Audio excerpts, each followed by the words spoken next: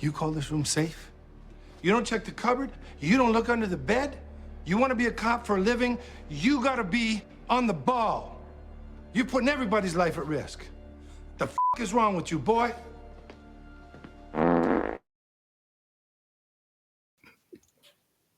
Hello, ladies and gentlemen, or should I say, lady and gentlemen. I'm sure there's one of you in there.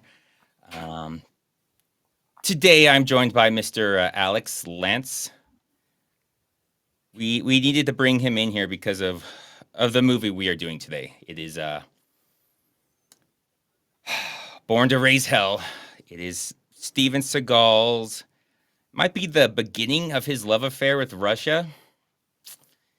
It really shouldn't be, but it really goes in some crazy Russia's awesome direction from kind of out of nowhere. But first, people who know me, people who've seen the streams before, they know I'm not a huge fan of Steven Seagal, but he has taken over my life with The Foreigner. I've probably done 6 or 7 videos on it, and well, guess what? We got more. I came up with more stuff, more questions that need answered that will never be answered, but I'm going to ask them anyways. Oh, boy. They might be answered. If you guys have an answer, good luck. If you guys haven't seen The Foreigner, then you're going to be in a better place to answer the questions than those of us who have seen The Foreigner, who are just more confused. But yeah, we got some Foreigner to go over again. Yeah, let's do it. Steven Seagal, Born to be Foreigner. Born to be Foreigner, that's him. How long ago, Si? Okay, yeah, so I just started this just because it's come up a couple times. Apparently, somebody kept asking me when will I finally comment on what voiced Seagal in this scene, and I had no idea what they were talking about. But apparently I made a joke about I'm not even going to comment on whatever it was that voiced him, because that is not Steven Seagal's voice. That is not close to Steven Seagal's voice. And as I did more, because this is one of my earlier Steven Seagal movies, it doesn't even faze me. His voice sounding nothing like him, I don't even notice. He has no voice. He has 100 voices, whatever. It doesn't matter.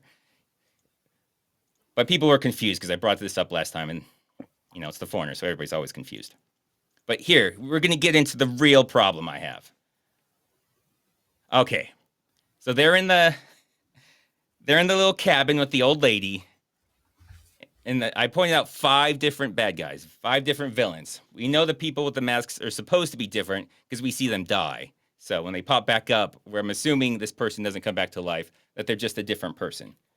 And the last with the old lady, it's actually behind her. You see the guy with the little ski mask on?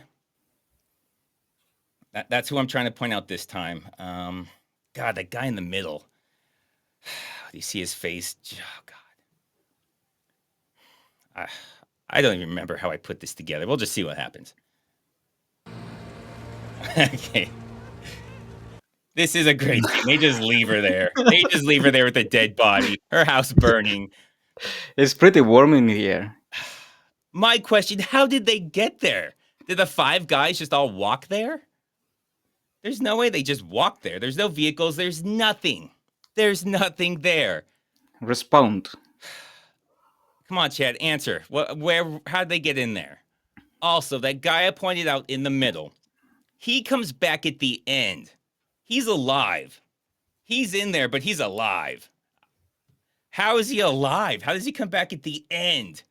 Please, somebody, please answer. Do you remember there were a lot of shelves and Okay, there's a cupboard. Is he hiding in the cupboard? Is this coming back full circle to the intro? Oh my God, he was in the cupboard. She's got those fireproof cupboards. Oh, that's a smart thing to have in the middle of nowhere. It wasn't all that fireproof because, as you remember, they all broke in pieces. The glasses shattered, and cupboard also. And okay, but for your theory to work, it does have to be fireproof. So I was going along for your theory, but okay, I guess you just blew up your own theory. So yeah, his theory has been taken out by himself. Okay, so yeah, I guess it wasn't the cupboard. There's more. The Danish. How she knows them is anybody's guess. Okay, so those guys, they were the Danish because they were talking about how they were speaking Danish. So they're Danish. So the wife hired those guys. The wife hired this guy. Why did she hire those guys to kill him and get the package that she hired him to get also? Why is she sending hitmen after her own couriers? Because that is what she did. She sent hitmen after her own people. Somebody make sense of this movie, or I will have to keep bringing it up. All right, so Eric Cox got an idea, and it's better than anything else we got. Plus, he gave me $2. So Jeff Bezos dropped them off by drones. Damn it, Bezos! That is just like him to do. Oh my God. Yeah, I hit that on accident. The Danish, okay, decent comment, but not really something I would highlight. Okay, all right. There will be more for The Foreigner. I just like to start off every episode with just me complaining about another plot hole I thought about. Because when I lay in bed at night trying to sleep, tossing and turning, sweating, I'm thinking of this damn movie. You thinking about Danish people? Sometimes I think about the Danish and why they're so inconsistent with their murders and their package deliveries and why they had to burn that lady's place down. I mean, why didn't they have to do anything? He was getting the package. He was going to bring it to her. So why did they attack and screw everything up? Those people in the shed were Danish? Those people in masks? Yes, because they ask... Oh boy. Trust me, I know way more about this movie than I should. Damn it. I'll get to your question in a second, Mr. Whitney.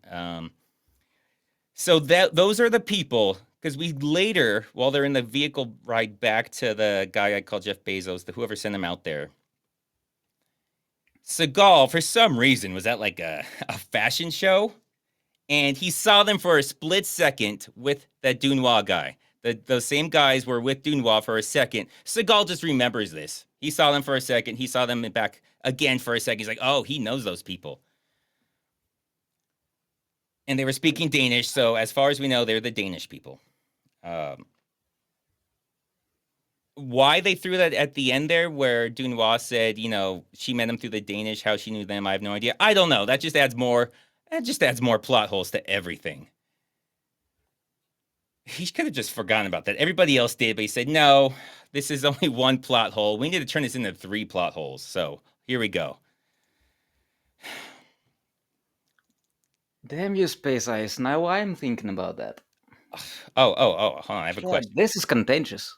Yeah, no, don't go down this rabbit hole. It never ends for you. Does not end well. Okay, so C. Whitney, 1972. So why do they call him Mr. Cold and Mr. Weber in this movie? See, that's an easy one.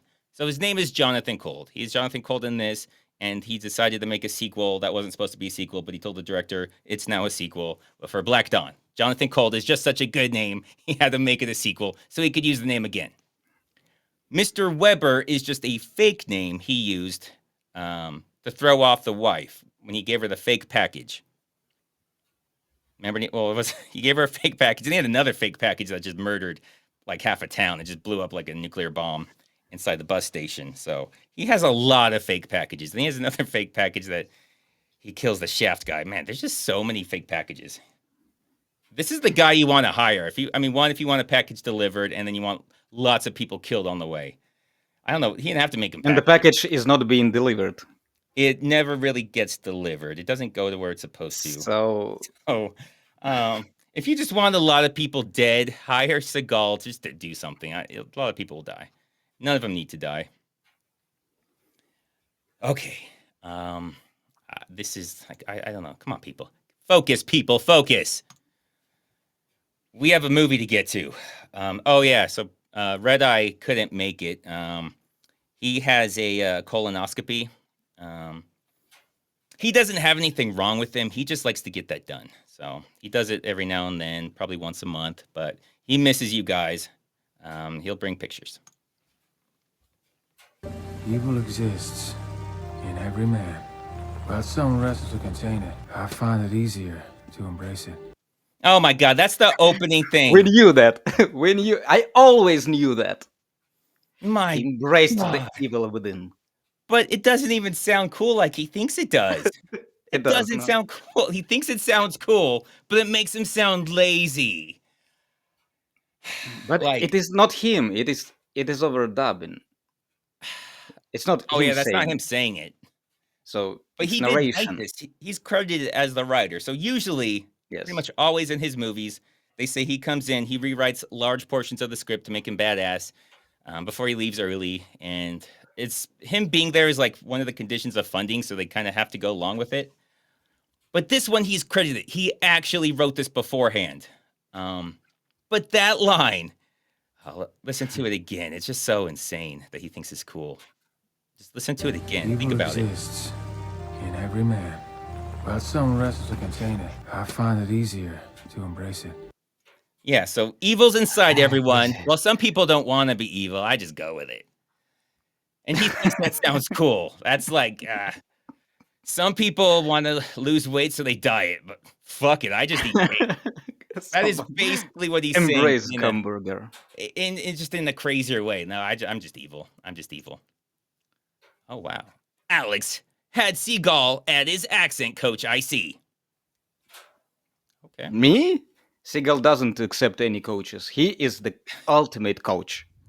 He's 1,000,000% Russian, okay? So he taught the Russian people how to speak. Where's your friend Costello? Where's your fucking warrant? This is my warrant, bitch. Again, he thinks that sounds cool. It sounds really awkward the way he says it. It doesn't land like he thinks it is. I'm sure he thinks people are like, oh, damn, that's badass. But it just sounds so bad. Like he thought, warrant, bitch. it's like, it's my warrant, He's bitch. mumbling and whispering. Like he just doesn't deliver it well. It's just delivered so poorly. And it's funny. Sleepwalking, Seagal sleepwalking in the bar and Yeah. Well, that's how he acts, yeah, so. begins Usually- to threaten a bartender who does nothing but like cleaning the glass. That's all he does. This is my Yeah. my Seagal's the only person that bitch. does as much walking, sleeping as he does, awake, so, which is not much. Then this is Sorry, can't read. sorry, can't read. Is that what? That's supposed to be like your warrant? I can't read your warrant, or is he just saying he's stupid and can't read? This. I bet Seagal is patting himself on the back. He wrote this, he's like, I'm done. The rest of the movie will just take care of itself. We got this badass scene out of the way. Oh, God, this. Okay, who the fuck are these people?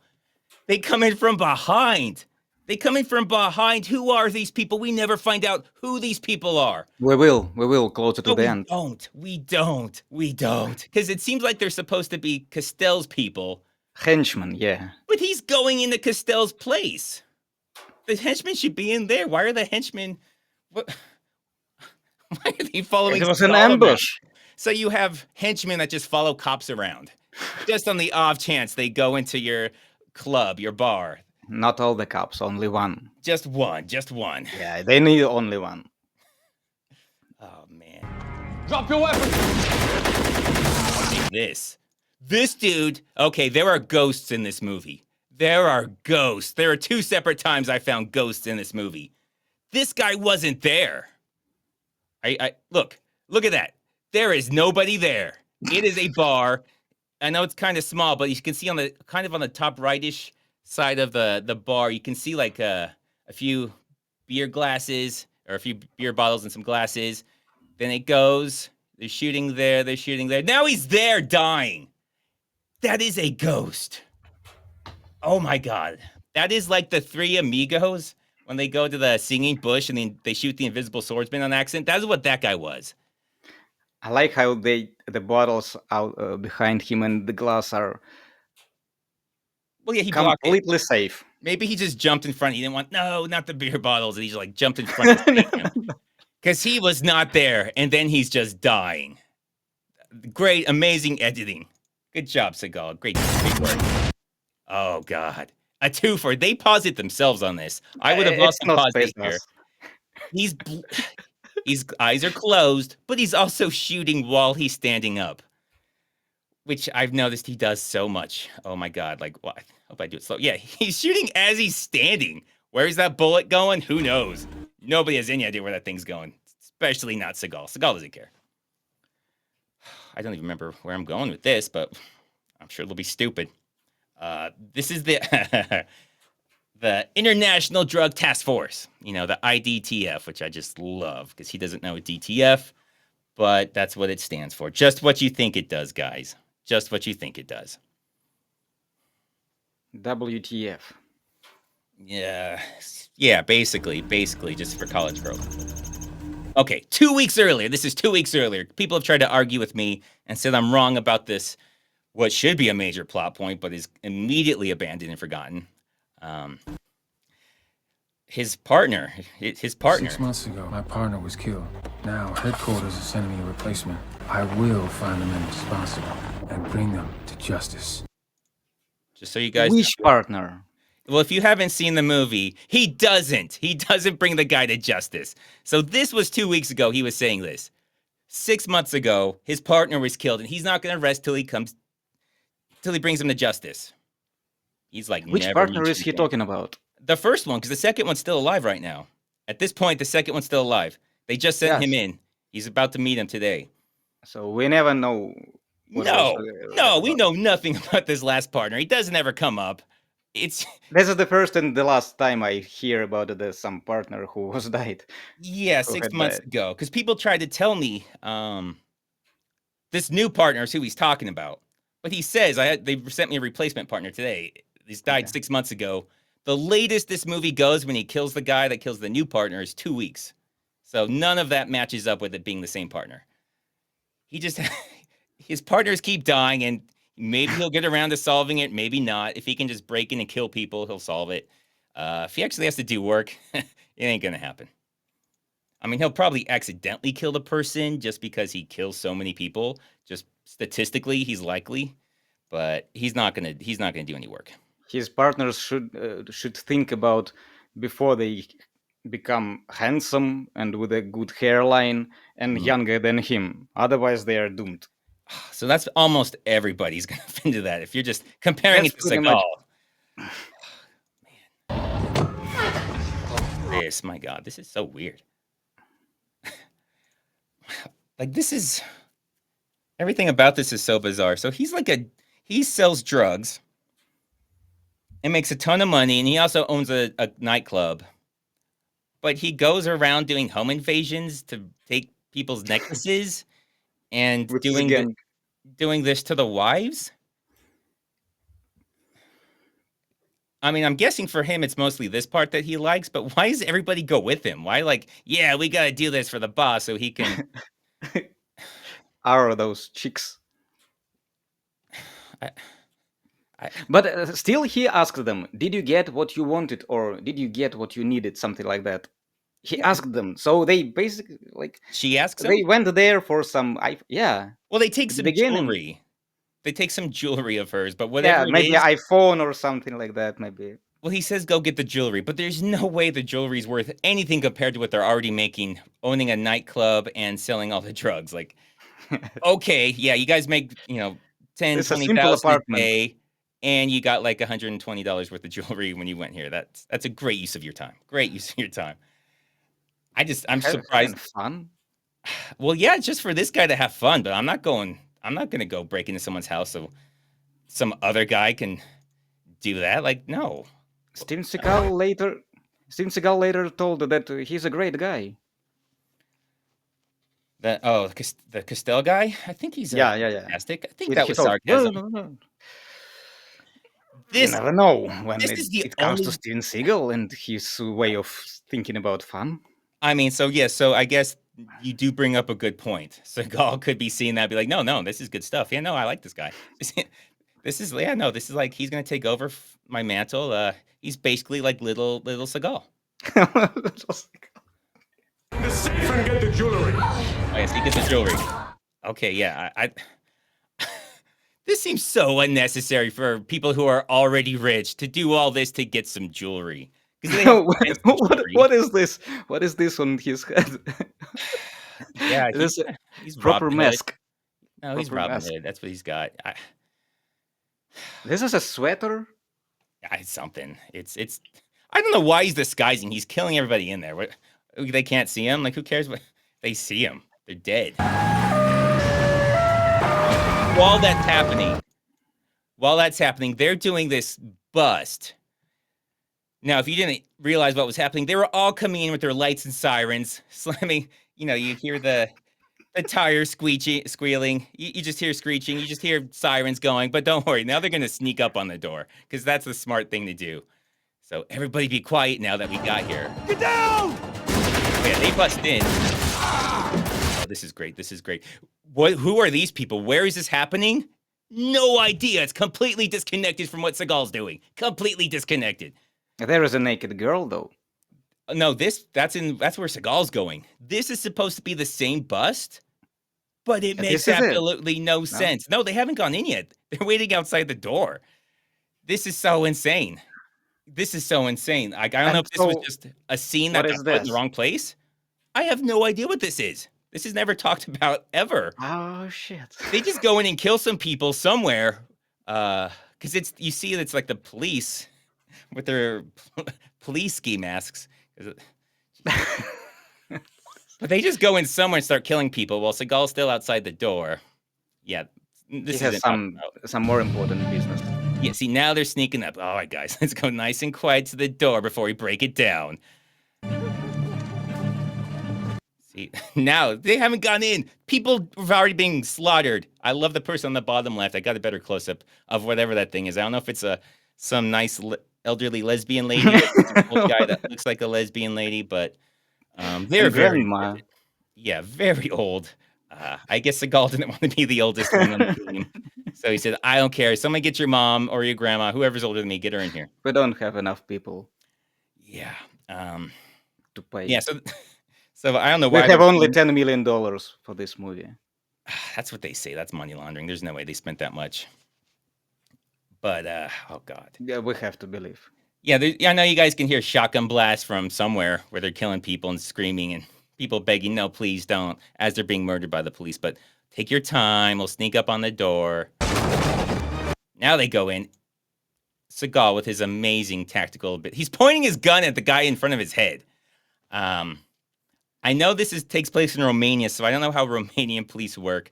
But in America, that's a big no-no. Oh, they would tear his ass for that. You don't just point a gun at the person in front of his head, who happens to be a cop too. But, Seagal plays by his own rules. You don't care. There, that's the close-up, whatever that thing is. Whatever that thing is, they're always angry and they just complain about everything. I guarantee you. If you work at a restaurant and you're the server, they're going to send the food back at least twice. You're not getting a good tip. And there's going to be so many passive-aggressive little comments.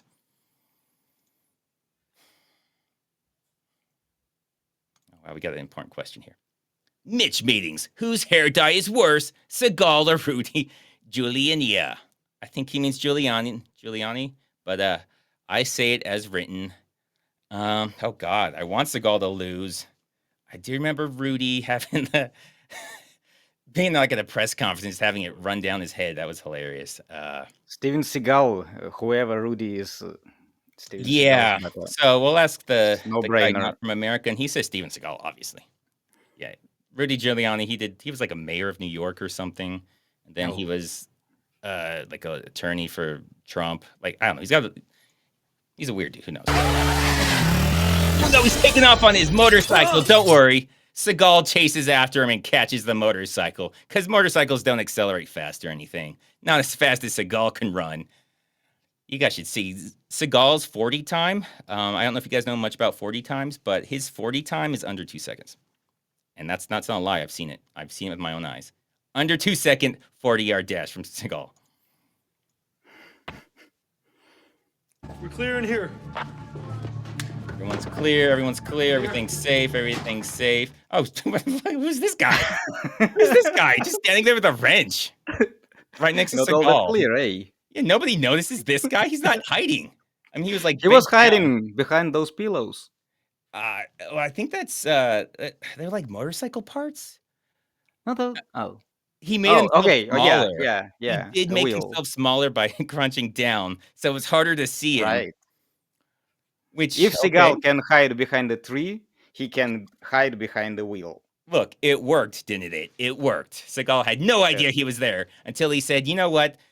There's like 6 of you and one old lady, and also Seagal. Um, But I I'm have this. pretty sure I can take him with a wrench. I mean, I got a wrench, so I'll be good. And they're all just standing around talking about how clear it is. Oh, this is a mat. This is another mat. There's You a see? mat. Yeah, I don't know if it's supposed to be because the motorcycle was on it too. I don't know if it's so they keep the kitchen not I don't know. Who knows? Those Romanians. Yeah, they have a motorcycle in their kitchen, and then they have like all the parts to build another one in their kitchen. Their kitchen is like their garage. Working motorcycle inside of a kitchen, yeah. I guess it was cheaper. They're like, we could get a garage and do the scene. Nah, fuck it. Just do one scene. They'll all be in the kitchen. Don't worry. Nobody will ask questions. It's a Seagal movie. Nobody's watching this far, and we're like 6 minutes into the movie. Nobody's still watching. Why isn't she handcuffed? We got product. Put that shit down. What the fuck is this? You don't check the cupboard? You gotta be on the ball. The fuck is wrong with you, boy? So I am convinced Seagal, when he was pretending to be a cop at some point, like he probably heard one of the like senior guys yelling at one of like the very brand new guys. It was like, oh, that's so cool. I'm going to do that in my movie. But it doesn't make any sense here. Somebody yelled at him probably. And he has a Maybe. trauma. Probably. So now he has to yell at different people as well. Because this is a rookie who just arrived and he treats him like, Well, I don't know. He that's has what he's personal. going for. It is personal. That's what he's going for. I do think that's what he's going for, but he shouldn't really be a rookie. So if you're, because this is some international drug task force. Yeah, best So if- people are working there. Yeah, so if you're sent there, you've probably already worked as a cop for a while. Maybe point. FBI, done something, and then they sent you there. This isn't like he goes to the academy and then they send him to Romania. Like, I was Right. going to the academy in Georgia. Why am I mean, Atlanta, Georgia, not your Georgia. In Atlanta, now I'm in Romania. This is weird. But he's talking to him like a guy still in training. He must have heard that and he's like, oh, that sounds so cool. But it makes no sense here. He just makes him feel like he's a badass by yelling at the new guy. Oh, God. He doesn't know things. He doesn't know so many things that he doesn't know, and it just makes him look so stupid. Like with his shooting, he doesn't realize how stupid he looks with his shooting. That's what the problem is. I was trying to figure out why he is so awkward and looking like Winnie the Pooh in this movie. Because so many funny faces of Steven Seagal. There's a lot of him He just... does not know how to do shit. Right. He doesn't. Well, that's the thing. Not only does he not know how to do it, he doesn't know what it looks like to be done right. So he doesn't realize how embarrassing it looks to people who actually know what things should look like. That's why his fighting looks hilariously bad. His gun work looks hilariously bad. Everything, because he doesn't realize... For so many decades. Yeah, he doesn't know what it's Didn't supposed to improve look like. 1%. So my theory, I think I've said it before, is with the gun, like how he holds his rifles and shotguns above his shoulder so it can just move all around. My theory is somebody at one point told him, you need to push it into your shoulder so it doesn't move. And he's like, yeah, but I'm so strong that I can do this and it doesn't move. And that just became him. Now, for some fucked up pride thing, he thinks, oh, look, people are going to be so impressed because I'm so strong. I can hold an automatic shotgun. That's maximum conviction. He holds an automatic shotgun above his, and it's just bouncing everywhere. You see it just going all over the place, painting the walls. For sure. And he's just like, yeah, I got this. And it's every movie he's ever been in.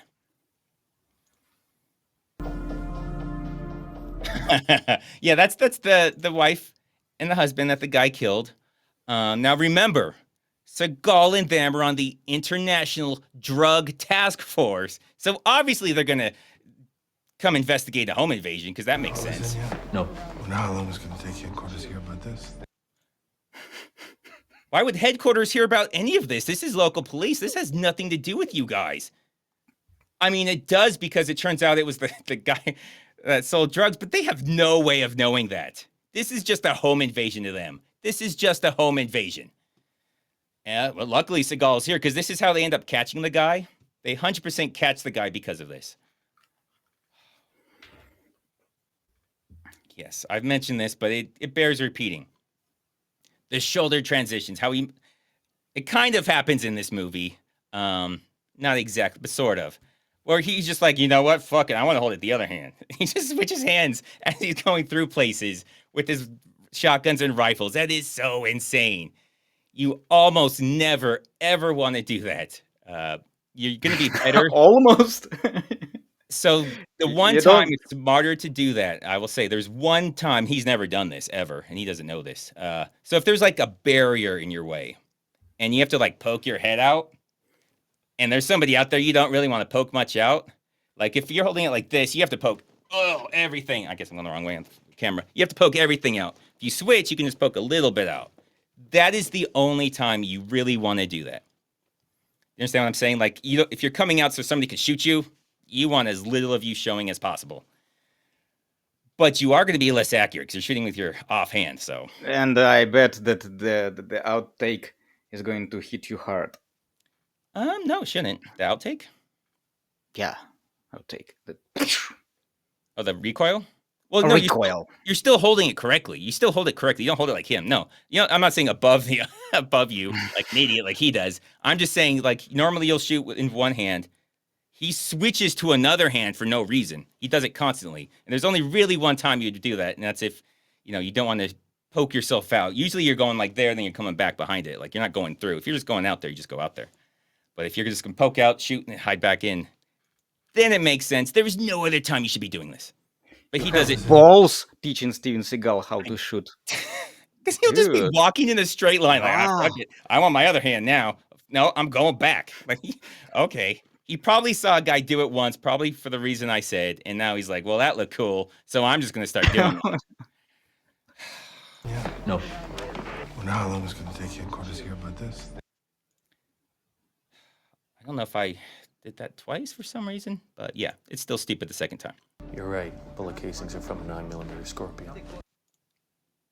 No. No. As you What? said, it was 9mm Scorpion. What? They were so amazed. You That's were right. There incredible. was He a would know bullet in that. him. Okay. I think I do show it. Yeah. So first of all, you have no way of knowing the model of gun that is shot. Like, you'll know 9mm. It'll say on the casing 9mm, so you'll know that because it says on it. You're not going to know exactly what gun it was that fired it. And it wasn't the Scorpion. Neither of those are Scorpions. Those are Berettas. Oh my God. Neither of those are Berettas. He's like, it was a Scorpion. Nope, it wasn't a Scorpion. I don't know why you thought it was. I don't know why nobody questioned you on that nonsense. Whatever you say, Steven Seagal, just keep he does- away a little bit. he Let does another- professionals work. He does another gold thing we'll get into later. That's great. That shows he knows nothing about anything. So when they can test the bullets themselves, and they can say, like, some things match from this certain firearm if they also have that firearm. They don't look at a casing and say, yep, I know what gun this came from. I know the serial number on it. I know everything. No. Like, a Scorpion's like it's a submachine gun. I think they do have some, like, not submachine gun models, but how would he know any of this? That's, like, pretty detailed to know. Oh, yeah. Runs her mouth too much. Keep it shut during the flight to London, huh? Yeah, I don't know why they threw this in here. Really, this is kind of There are irrelevant. a lot of girls in this movie. Random girls who do random shit. But, Steven Seagal okay, I can wrote see it. why he did it. I can see why. I mean, for his demographic he's going for, it does make somewhat sense. But yeah, they just like, I know, we'll show you guys nearly naked. Just because. Like, none of this is really relevant to anything. You right now have been away for a long time. But if you got something really good for me, I'll let you work it off. Okay, so this is a CI, confidential informant. Seagal in his other things has no idea what a CI is. In his True Justice show, he is a guy that just goes around and solves crimes for him, talks to him in front of all the suspects, and there's his confidential informant. The one time he has him as a CI, he doesn't even call him a CI. He has no idea what that means. But that was the guy on the motorcycle. I like your style. You've got a way of cutting through the bullshit, don't you? You're streetwise. Always got the angles covered. Yeah, if you didn't know Seagal wrote this, you do now. I know. We'll have a suspect he arrests. Just start kissing his ass. You're That- so smart and handsome too. I'm surprised he didn't throw handsome in there. What a hair! Oh, what did you use as a shampoo? What is it that Powder deer penis. into the sun? Oh, you look younger and taller. Jesus. Aren't you too young to write a memoir? Yeah. I didn't know they were hiring models in here. Wow. Ooh, he's the best of the best there is. And it is clearly his body double. I am clear on that. It is his body double. It didn't get past me. I'm just used to it. I'm more surprised when I see scenes where it's Seagal than his body double. Oh, this is bloody double for sure. Guy named Costel. Him and his boys like to do home invasions. Okay, so how this was happening while Seagal was busting him. These happen at the same time. Like they kind of go back and forth on them both happening at the same time. So somehow this guy knew about it. And how does maybe it wasn't at the same time actually. Maybe they showed us it was a could be some directional Pulp Fiction thing. This could happen like in a week from now, and this guy just has a vision that's gonna happen. I'm just going by what the movie showed us. It happened close proximity to each other. I mean, they did go from that place to already the crime scene here, so I'm just assuming maybe it wasn't exactly the same time, but it was within 10 minutes of each other. How did they grabbed the guy? It was the guy from motorcycle, Yeah, right? he was on the motorcycle. He's only got up to like 60 So or he 70. grabbed the Yeah, so he Seagal- grabbed the guy from motorcycle. Then they went to the apartment where the murder happened, and after that they came back to him. Yeah. Is What? and he's still They told him sitting to- there on a chair. No, they told him to walk back to the station. They'll meet him there, buy him some time so they could solve this other completely unrelated crime that has nothing to do with drugs. And then they just met him up back there. It's perfect. That's how it works in Romania. You've never been to Romania? This is exactly how it works. You can trust them. They'll go back to you. I mean, that's where he lives. It was his place. So he can't go back home. So he'll probably go there. Yeah, that is a He has some rent to pay. That is a very good plot hole. He doesn't really understand how time works ever. That's one of his flaws. If you guys saw True Justice, he has like He doesn't know how anything works. he has a 4-day shift where he's going from one thing to another, and there's no possible time he could have been off for like 4 days straight on the first episode of True Justice. If you guys haven't seen it, don't ever see it. But when Costel's contact was discovered to be one of your own, he gunned him down. I almost started to think, oh my God, are they talking about his partner, his old partner that died 6 months ago? What? So he said, Costel, they're talking, he's trying to give him information, and he had some contact, and when he found out he was one of them, a police or something, he had him killed. Oh, how deep it is. But Seagal would know that. Seagal would know if he was Costel's contact. So how would he not know that if it wasn't his partner? And he doesn't follow up in that in any way. He doesn't say, oh, what was the person's name? Who was the cop? No, just like moves on. It's like, yeah, bro, I'm talking about something else here, okay? Shut up. So I don't know if that's what that was supposed to be, and Seagal just wasn't playing ball. He's just like, shut up, dude. Shut up. I got a better plan. We're not solving that anymore. Now we're gonna go sit in the park. Because that's what they do. They go to sit in the park. God. You're the sidekick. Sidekicks never make it. How does he know A that? little Why- hint. A little hint. I mean, we all know he's gonna die. Meta. Because he's younger than Seagal. So we all know he's gonna die, but how does he know he's a sidekick? He's not even really a sidekick.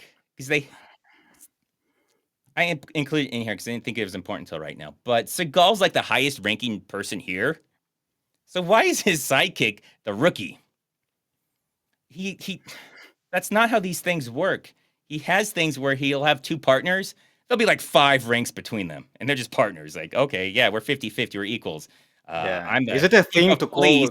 call partners a sidekick outside the movie? I thought it was only the movie terminology.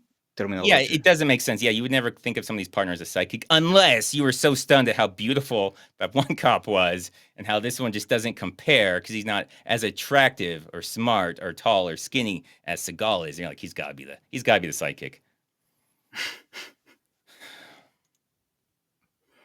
There is an even taller sidekick. Taller is body And, double. and And another Romanian cop also, who brought coffee. He's supposed to be the head of the Romanian side of that, but he like answers to Seagal. Seagal's his boss. Like it. Oh, he's his chief.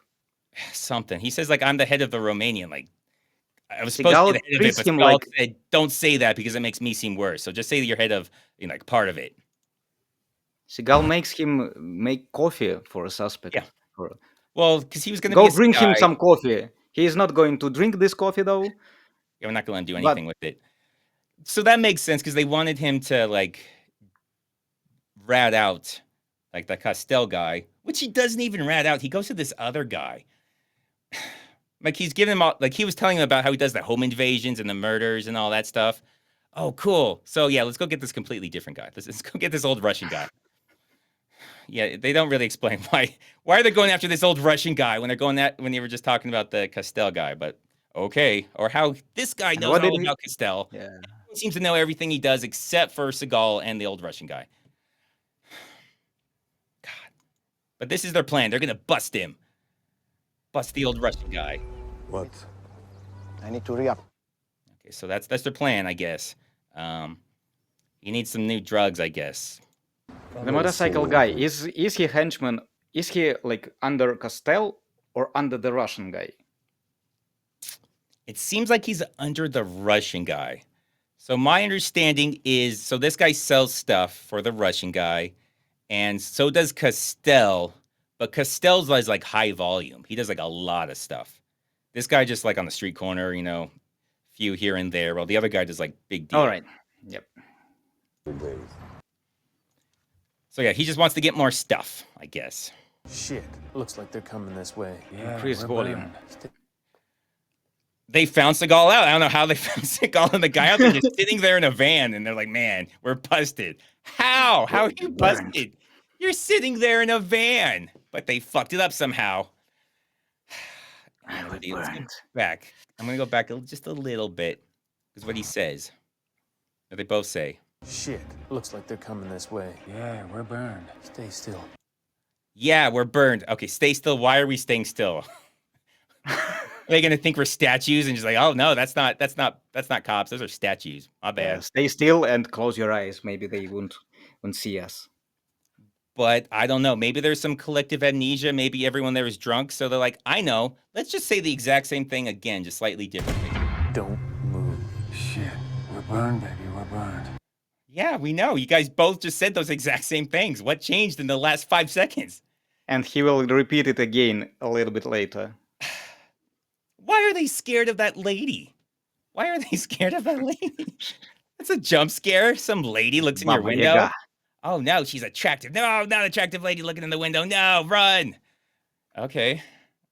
Sure. Okay, you guys are burnt. But you moved. You fucked up. The guy, the sidekick moved. He told Seagal not to move. Seagal never moves. And then this guy moved. It's redundant. You have to tell Seagal not to move. He's not going to move. Fuck you, American Oh, God. This stupid fight. At least it is Seagal. At least it is Seagal. That is Seagal. I kind of put together so I don't get copyright issues, kind of a slideshow of the fight. But I just love how in his movies, so these people work for the Russian. He's like a big mafia guy.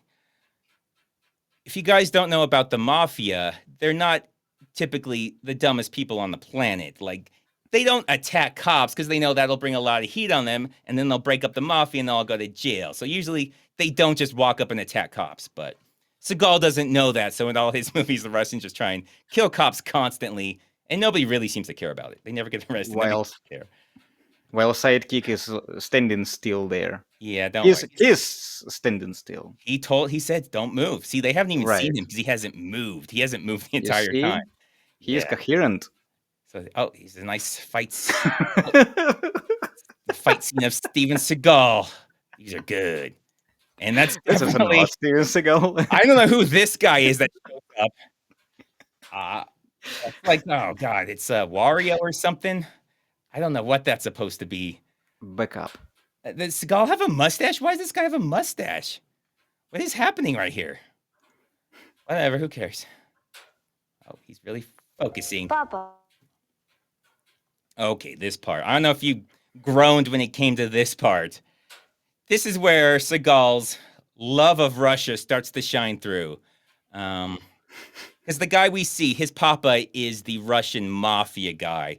Let's see if you think he's, I don't know, a villain, an evil murderer, or a majestic angel. Let's see what you think. Посмотри. Красиво. Красиво, мой мальчик. That's how they introduce the villain. See?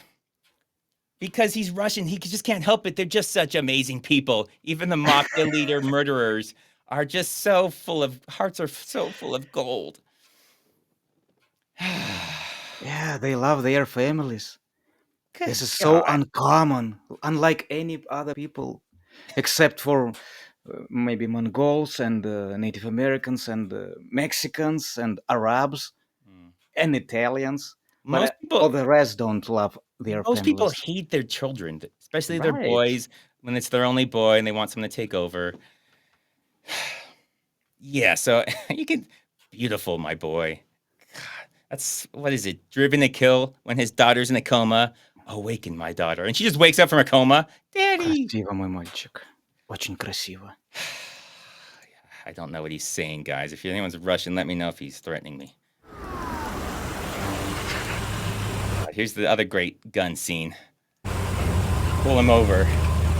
Everything about this is a great, amazing. Oh, a gun that may have been used in the murder. I know. How about I get my fingerprints and DNA all over this thing? You know, it's only hidden in a secret compartment in his car. There's no way this could be connected to any crimes. All right, just let me rub both hands all over it for a little bit. Rub it under my armpit. I'll be good. And I like how the mafia boss just complied to him. Just a random rando from America. I work for this AD, what the fuck, WTF. I'm sure he would know what they are. I want to search over your car. Yeah, he's like, yeah. This is exactly how it works in Romania. I don't know the laws in Romania, what they are allowed to search and not allowed to search. But if it was America, he just gave him full rights to just search his entire car for no reason. He could just say no. They should be like two people witnesses, and basically it is not going to be American.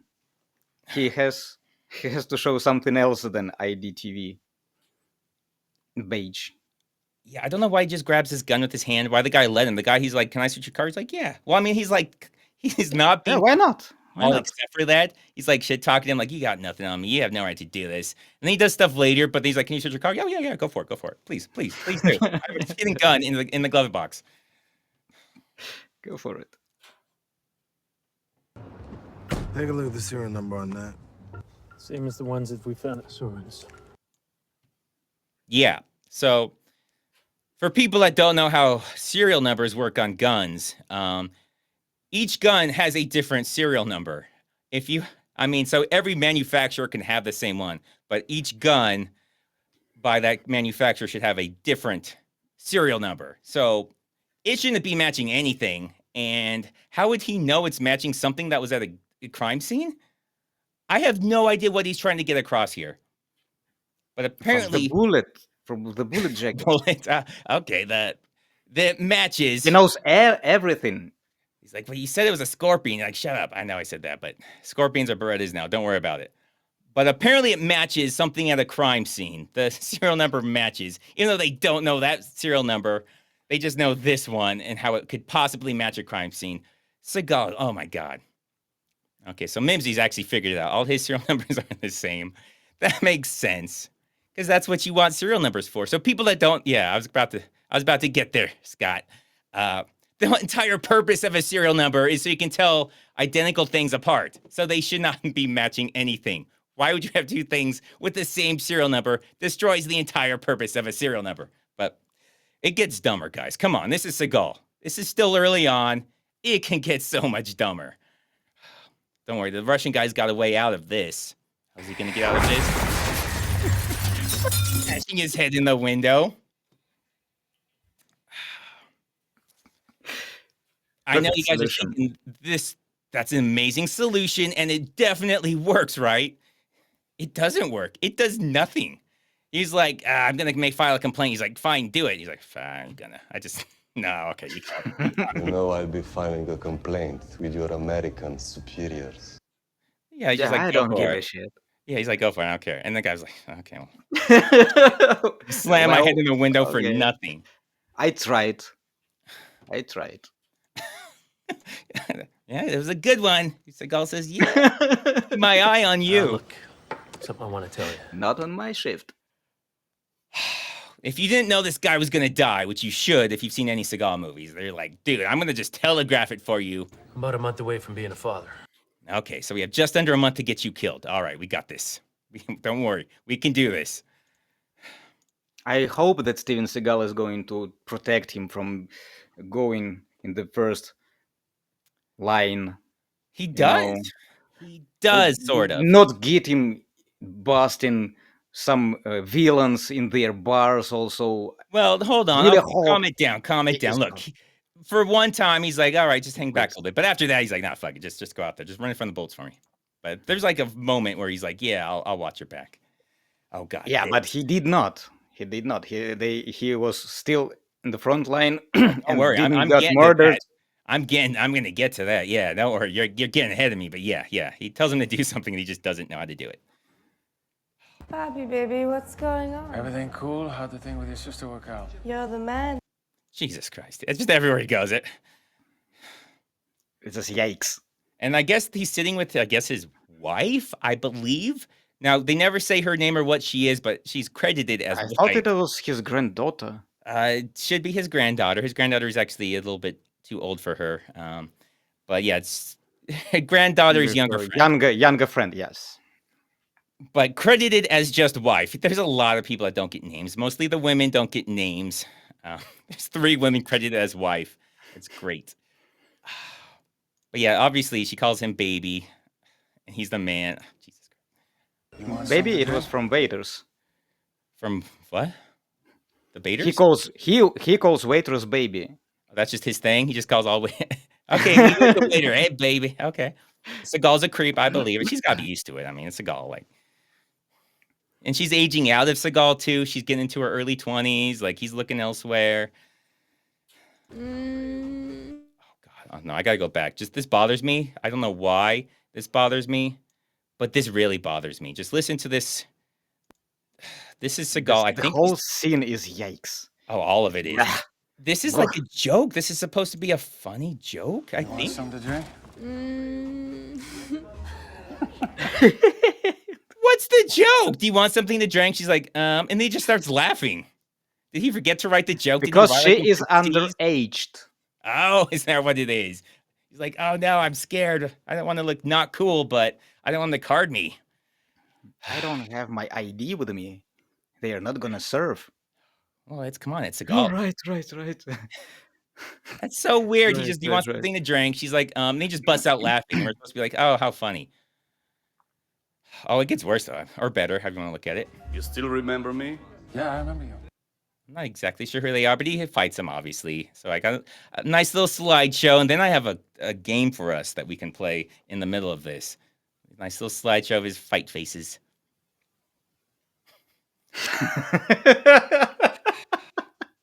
What is that? He does like the chicken wing slap. He does the chicken wing. I don't know why he does that. Those facial expressions. Like somebody at a craps table rolls a dice. That's how he punches. Yeah. Nice little face. Okay, all right. Here's the game. Guys, for everyone. Let's all play this game. You can join in, Alex. What do you think that's being pointed at with the red arrow? What does that look like to you? In the bottom left corner there. What do you think that is? You guys, Tumblr. Chat can guess too. A tumbler, right? The whole thing, like the whole thing. That what's to the just past on the other side of those guys, not just like a tiny little thing there. All of that there. I thought that it was a table. Oh, table. Is that what you said? Okay, table. That's it. Looks like a table. Could be a table. What do you guys think, chat? Anything, chat? Chat has like they can't. It is a cafe. It is a. They are a bunch of restaurant. Tables. There's I mean, it would make sense, I guess, to be a table. Case with a candle. This guy thinks a photograph. That's weird. But maybe on the table there's a photo. This guy thinks a photo. I'm not sure what this means. I'm not even gonna guess on that one. Dungeon Master. Oh, I thought it was his Dungeon Mario's Master. got this good guess. It could be Rob Schneider. It could be Rob Schneider. Oh, the Magna Carta. Wow. That's not that fancy of a place. Jeez. Okay. Stephanie thinks it's a stripper pole. Okay.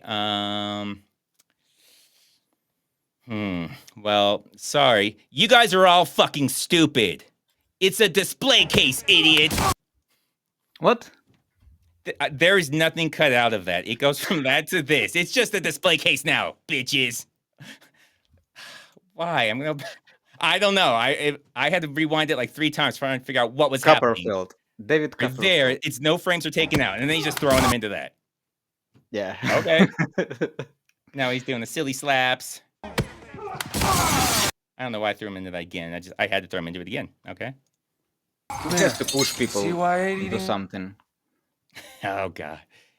I mean, yeah, I guess he thought it would be cool, but it was like, yeah, but we already filmed the thing, but already, so we're not gonna redo it. Fuck, nobody cares. Again, it's my movie. Nobody's watched my movie since Marked for Death. Let's just move on. Okay. Now listen to what he says here. And I'm not gonna comment on it. I don't want to comment on it. I think we're all gonna agree just to move past it. Come here. I won. CYA eating out? Did you guys hear that? So Did you? Now you see why I hate eating out. Okay. Yeah, it was rhetorical. You didn't have to actually say it out loud. Now everyone's picturing Seagal saying that.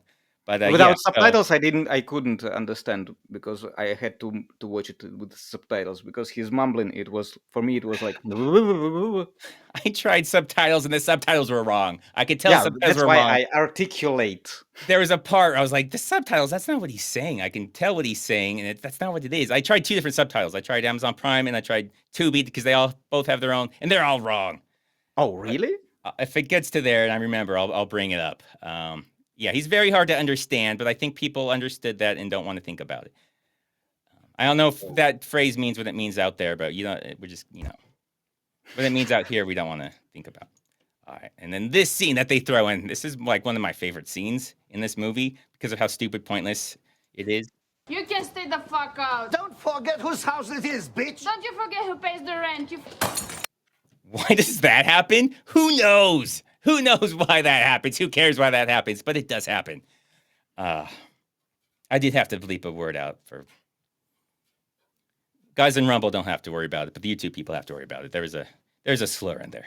But anyways, I don't know why that's there. Her role in this was lady with her boobs out, and then she's never seen that again, and nobody seems to care. And I'm pretty sure he rode his motorcycle through that, but it doesn't matter. It's fixed.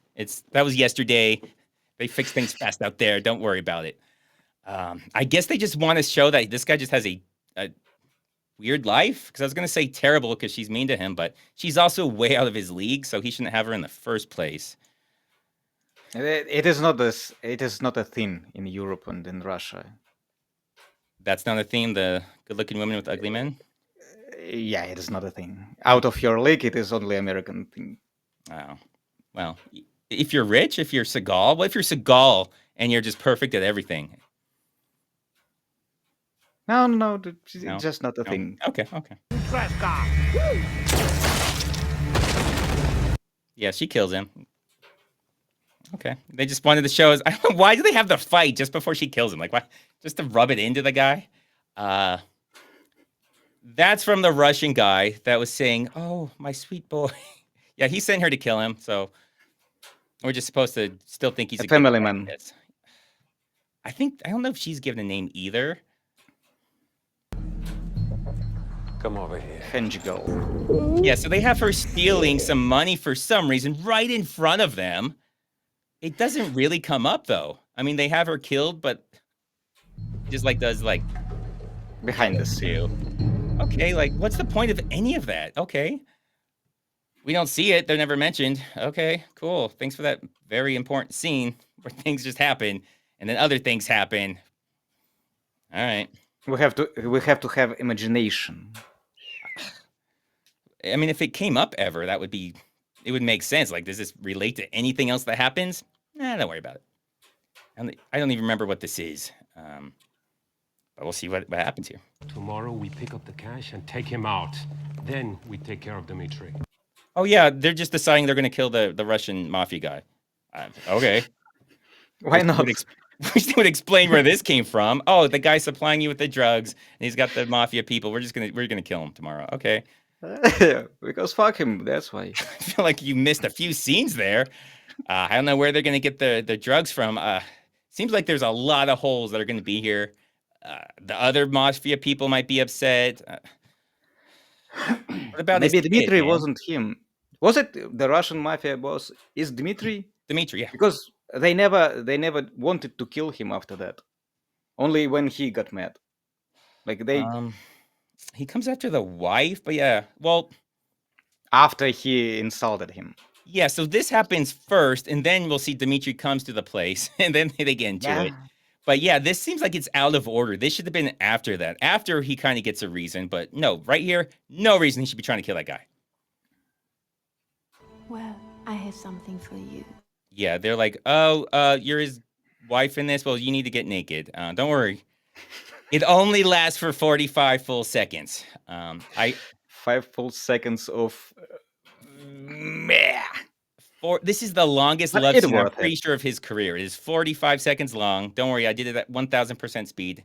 Obviously, Seagal stays fully clothed the entire time because that's just how he does it. Okay, you can't judge. Different people are different. And that's how it ends. So you guys, I hope you like that. You guys just watched a full Steven Seagal love scene, you pervs. If I have to see it, then you guys have to see it. That went on forever if you actually watched it. That went on way too long. I like the newer ones where the girl like takes her shirt off and he like rolls over and then it just cuts out. But there was not much to see actually. The cameraman does pretty sloppy job. I hate to admit I watched the less we see, the better. I mean, trust me. He wanted the close up on Seagal's crotch the entire time. The cameraman said, "Look, Alex, we're not making this for you. Nobody else but you wants to see that." Oh, Man, shit. every time he calls in and demands things. This is a street level case, which means even though we have surveillance, depending on the time of day, this place could be anything from stash pad to, well, a daycare center. Okay. This guy is having a stroke because he's listening to this movie. So, what does this mean? A street level case? What does that even mean? And because of that, this could be a daycare. There could be little kids, and they're just gonna go in, guns blazing, and there's little kids in there. Yeah, just be careful. Just watch out for Everything he said makes it insane and ridiculous. I still know what a street level case is. I mean, it's full of guns and drugs. It seems to be like what they do. And street level case means there could be little babies in there. Just whatever. Hey, if the baby's got a gun, the baby's got a gun. You gotta protect yourself. Do what you gotta do. But yeah, he's having a stroke because he's trying to figure out what the fuck's happening. So he's got some right-sided weakness. His face is droopy. His eyes. Yeah.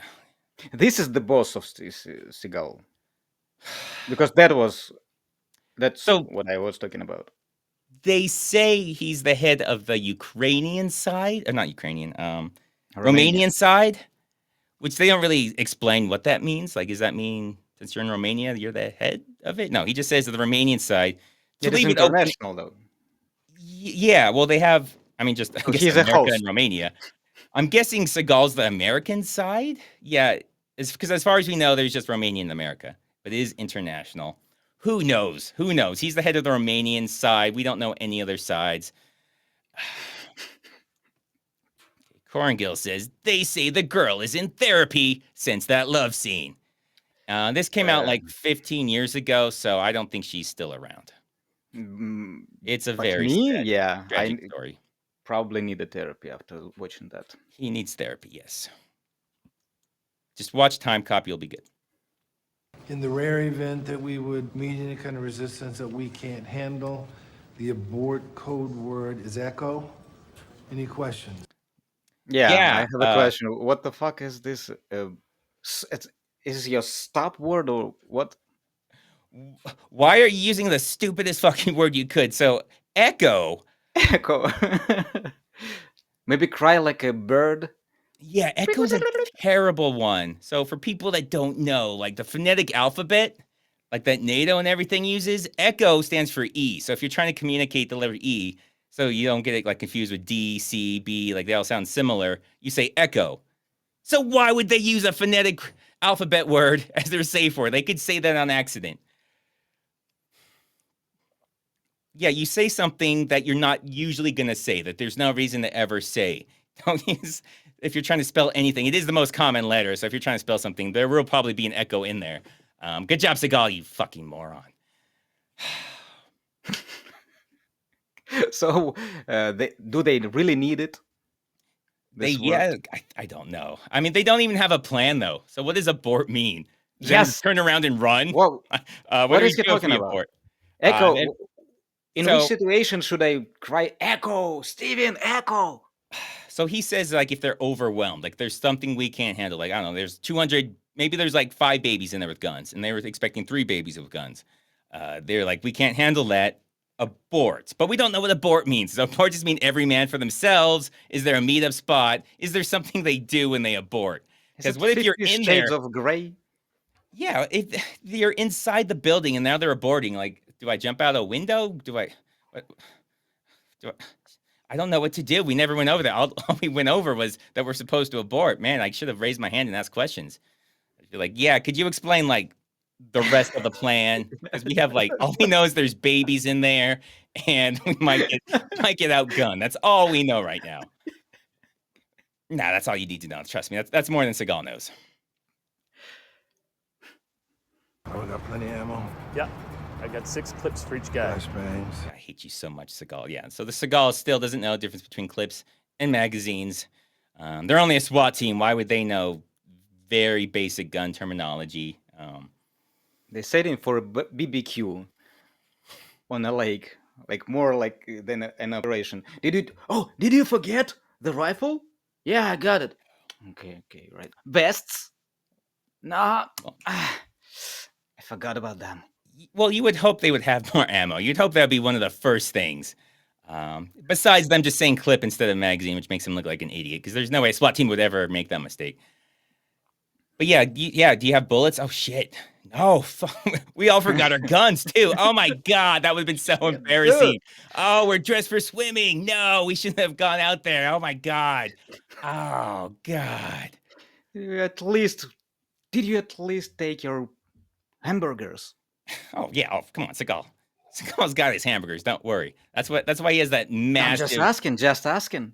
That massive body armor that goes down to, like, his knees. You know, most people, it goes down to just above your navel. Not him. To him, it goes past his knees. I don't know what this is. When is the Seagal Black Arc of Stream? Black Arc? Is that when he wears black clothing? Because that's most of his career. I mean, that's when he started gaining weight, which was, like, as soon as he started. Started in right after Above the Law. That was as skinny as he'll ever be.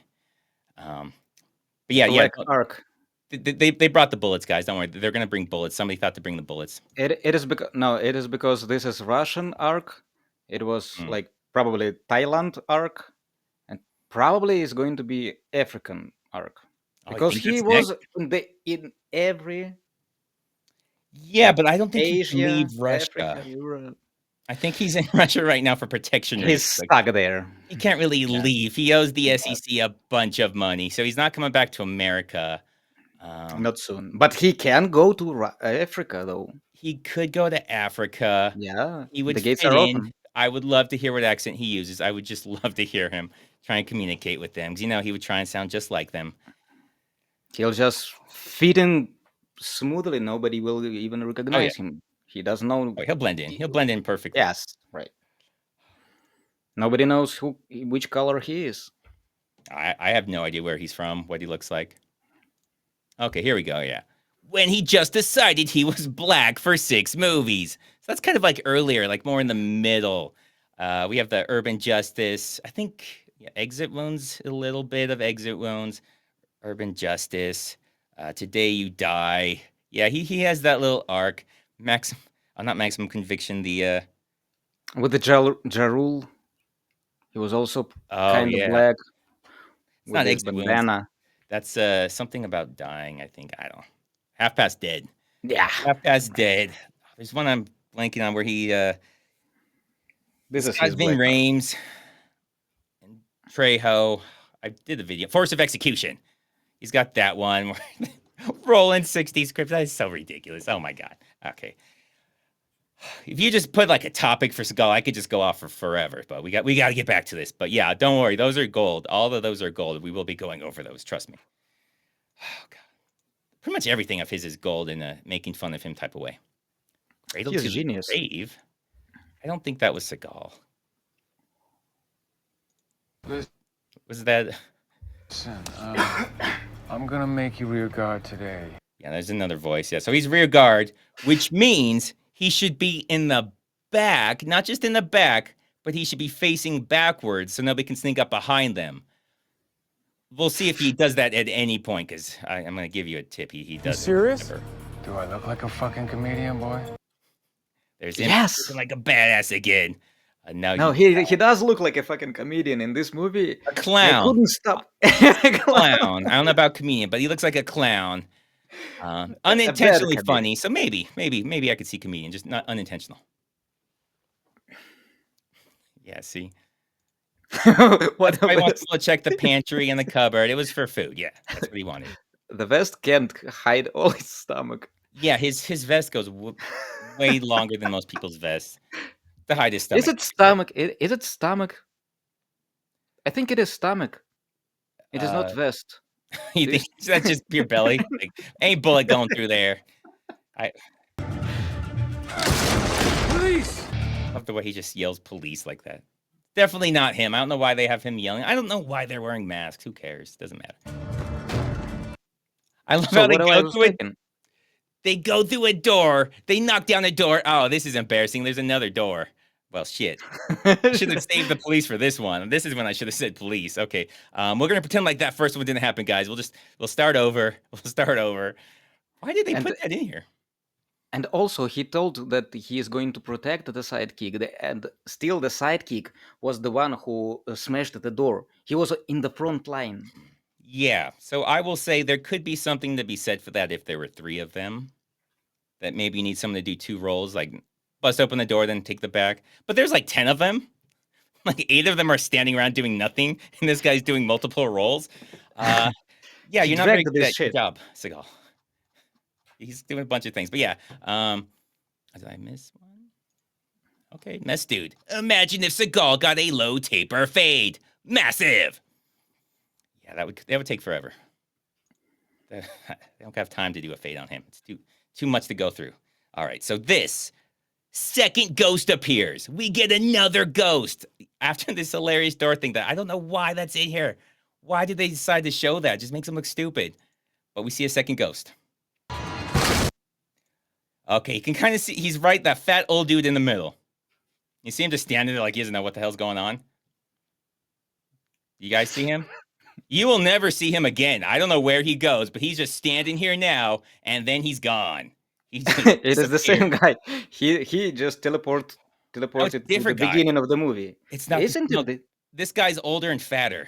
Like this guy's like he thinks he's in a retirement home. He's just standing there, lost.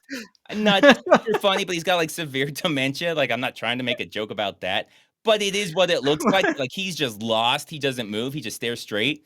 And they're like, he lives here. We asked if we could use the place, but he's just standing there and he's not moving. They're like, fuck it, film around him. And so they just film this, and the dude just standing there. Then he disappears. Next part is yeah, he's gone. Okay, cool. Now they're having to shoot out these people. I don't know where the guy went. Yeah, there's a door right there, guys. I don't know why you went around that weird way. You should have gone in this way. You wouldn't have had to kick in 2 doors if you just went around, to the front. But okay, you guys do you if that makes it easier for you. Very impressed that she was there with the submachine gun. No time at all. Like she was ready to go. Oh, there's no-look shooting around the corner. No-look shooting from him. Oh, more no-look shooting a little bit later. He's doing some more no-look shooting. Oh, there he goes. He did the rare, my eyes already closed, but I'm going to shoot and flinch anyways. Like, he flinched while flinching here. That's impressive. Oh, God. He also has an ability to shoot before he raises a gun. Oh, yeah. In almost all of his movies, Mhm. the gun is still raising, and the shot is going. So By he time usually, by the time the gun's where he wants it, he's already gone through half of his magazine. Like, he's Yeah. almost out of ammo at that point. He's like, "Oh, I got one left." As long as that one goes in, yeah. he never fixes it in any No. of his movie. Just one time, watch one of your movies Oh, and I've seen fix it this plenty of shit. times. I've seen it plenty of times, and it's like what I think he tries to do, again, because he doesn't realize how stupid he looks doing this, is he tries to shoot it as fast as possible. Like, I don't know if he thinks that's impressive or if he's just so scared of it, he just wants it to get over with because the bangs are super scary. But it's like he just tries to shoot as fast as he can because you'll see the guns bouncing all around. It's pointed different directions every single shot, but he just goes, "Arr!"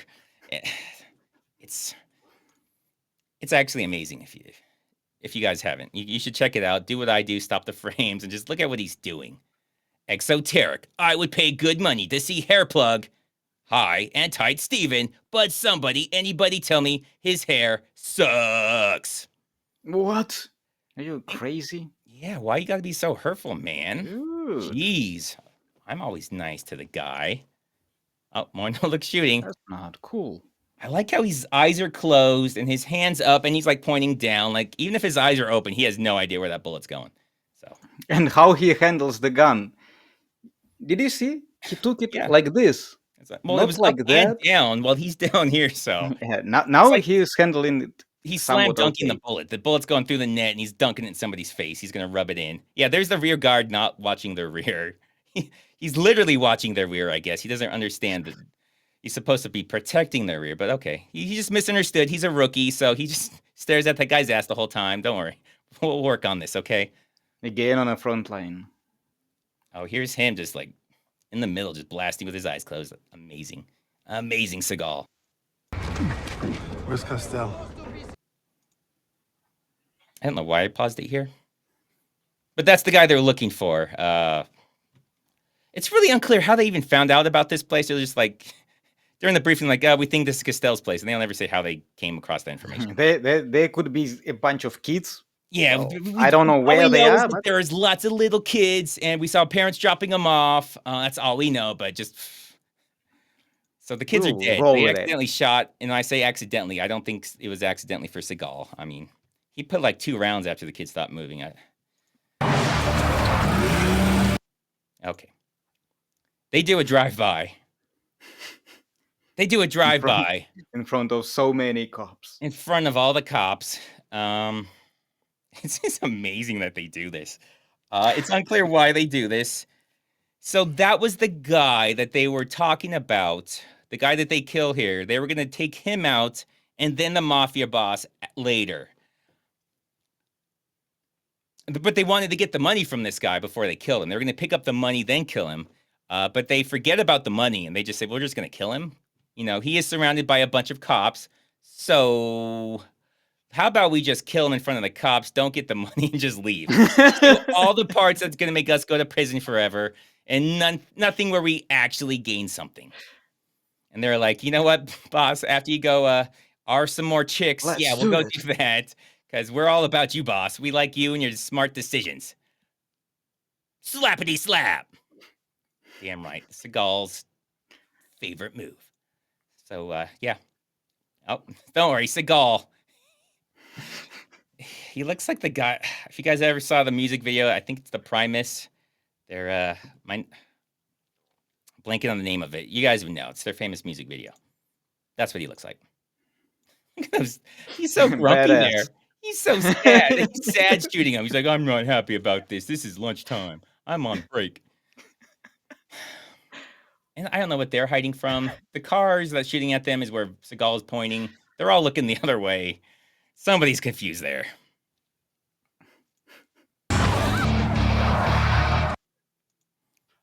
They couldn't catch them. Good job. Yeah, nobody's in the car. They just, okay, we'll chase him down. Okay, yeah, you guys will catch him. Yeah. Seagal Later, can catch a motorcycle. You guys can catch one of those. It shouldn't be a problem. Seagal almost chased after him and caught him with one hand and just carried it back. But anyways, they killed the guy. They killed whatever his name was. And it's so great. Everyone just walks away. They just leave. They're like, Romania. The street sweepers will come by eventually. All right. Okay, cool. Yeah, he's dead. One of my spots. Yeah, he's very dead. Yeah. Today at a raid. It was your agent friend. Okay. Oh God, all of this is great. So he's saying my spot was hit today because of your agent friend. Now, if you guys will remember, that Russian guy is the supplier of the drugs to this guy. So that means the Russian guy also got his place hit because he's not getting any money for that. So it's like he's trying to accuse him of setting him up by giving him a bunch of his drugs and then having it be taken. But that doesn't make any sense because they're his drugs that got taken by the police. I don't think he did that to you. You're not really losing. He's losing because it was his drugs. I think that he is accusing him of having bad agents, something like that. He's accusing him of who? No. Yeah, you take care of your people better, because I take care of my people like a boss. But also not. Though. I kill them. But it was in front his of cops. place. It's like it was your place that got hit with my stuff in it. This is a weird web of who's to blame for this. But I don't see how because the Russian guy should be mad at him because he doesn't have the Russian guy's money. That's why he's upset. He's pissed at Castell. Dimitri's pissed at Castell because Castell doesn't have his money. And Castell's telling him because our place got hit by a cop who arrested you, which makes him his buddy. So, Jesus Christ, Seagal. There we go. My name is Mud. I tried to sing it, but I can't really sing it in the voice. It doesn't work. Makes sense. Les Claypool is something else. Yeah, completely off subject. Primus, if you guys don't know them, they're a very different band. Very unique. They did the theme song to, I think, South Park also. Anyways, completely nothing to do with anything, but they have a music video. It's like guys dressed up like these kind of like those statues you would see on old buildings, like I guess Donut Boy from I think it's like The Simpsons or something, is something like that you would see on like buildings. He's dressed up like that, and he just has a massive head like Seagal, looks just like Seagal. Kind of off topic, but anyways, they're yelling at each other because they both got stuff taken from them by Seagal. I don't know why they're not mad at Seagal, but they're not. They're just mad at each other. I lost a lot of money, so because of you, I'm short 50,000. 50,000 he was going to give to that guy, but Seagal forgot that. He forgot how any of this works. He doesn't know how economies or money works. He has no idea how anything works. The shit he told me makes me sick to my stomach. That's about the breaking in and R-ing the wife that he likes to do for some reason. Makes him sick. Everybody else knew it but you, because the little underling was like, yeah, we all know about this guy, what he does. You killed that guy, by the way. The guy that told him, yeah, you killed him. I know, apparently you're supposed to be the hero. But okay, yeah, you have killed people. We saw you. Except for him torturing people in his basement. He will do that later, yeah. I give him a pass for that one. I know you're like, he gave him a pass for torturing people. They kill his wife, so yeah, if you kill a guy's wife, he's going to torture you. I'm fine with that. He tortured not him. He tortured his girlfriend. Well, they were all together. They all came as a group. She was the only one they had left. So he was torturing her to get information, but don't kill a guy's wife, okay? I mean, she could have not helped kill the guy's wife, and then he wouldn't be doing that. It's not like he picked her up on the street. Castell breaks into people's houses. All right. So it's like, yeah, I mean, yeah, sure, they didn't have to live there. They could have lived somewhere else, but that's being a little harsh on him. Forgot why he had this, but... Well, like I told you, man, I put about 3 rounds in the ass end of it, but I got this shit. Okay, this is what was wrong with the subtitles. I was trying to find out the last part where he said got the shot off. The subtitle says I got like 3 rounds in the asset, but I'm pretty sure he's saying I got 3 rounds in the ass end of it because he was shooting in the back of it, so that makes sense. He got it in the ass end of it. I don't know what the asset would mean. But he got the shot off. So yeah, that's where the subtitles are wrong. I'm the only one that understands him. I watched too much Seagal. I can start to speak his language. God, that's sad. But yeah, that's definitely not his voice. I don't know why. He can't be bothered to do his own voice. Again, he wrote this movie. It makes sense when he's just doing someone else's movie for a quick buck. But if you're gonna write the entire movie, why do you not give a shit about it? Why do you not care how you sound? Oh, Winona's Big Brown Beaver. That might be the song I'm thinking of with the music video for Primus. But yeah, it's a good song. And then people are just going to super chat me Primus songs now. Okay, I'm fine with that. I like Primus. Oh, this is why. You think it's his Costell character? 1,000,000% it's him. They don't know who it was? 1,000,000% it's him. 1,000,000% he's pretty sure, but they're like, I don't know. You think it was him? I hope I put it in here. Yeah, they were looking at you. You were looking at each other. What do you mean you think it's him? Yes, I think it's him. You guys didn't see him. He's looking at me. Steven He's Seagal looking didn't at look. me. I do Steven like the guy on Seagal the right. shoots with the closed eyes. Well, Did you he wasn't forget? shooting yet. This was before he was shooting. But look at the guy on the right. He's Seagal shooting. He's shooting down. He's like shooting right into the into the pavement. I don't know why he's shooting down. I guess he's the Seagal student or something. But yeah, they don't know it's him. Look, you guys locked eyes for a little bit. He waved to you. You waved back. But, I don't know. Seagal's got a hunch. He's got a hunch it was him. Oh, yeah. They were like, let's show him some boobies. Well, that's in there for some reason. It has nothing to do with anything. And then we go to this. Okay. Thanks, Seagal. That makes it somewhat That was watchable, random. I guess. But, I mean, you're like, all right, if people have been paying attention to Seagal movie this long, let's give them something. Now this, men, I know there's like 2 women in here. You probably don't need to listen to this, but you can if you want. But men, pay attention. Pay attention. All right.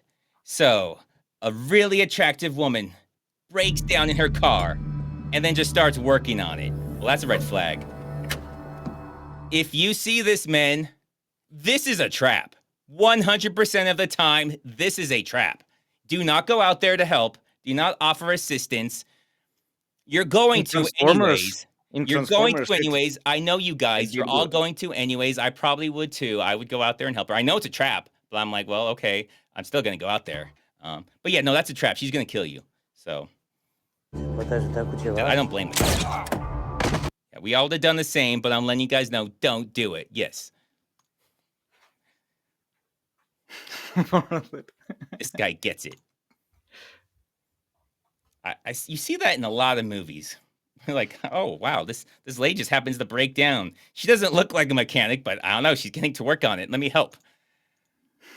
Exactly. That's how you know. If someone looks like a model and they lift the hood up, oh, God, there should just be alarm bells going off. Something ain't right there. Something's not right. Please consider worst movie ever, Moonfall. So that's one where they're like the moon's going to crash into the earth. Is that right? That's not the James Bond one? Nah, it's like pretty recent, maybe 2020.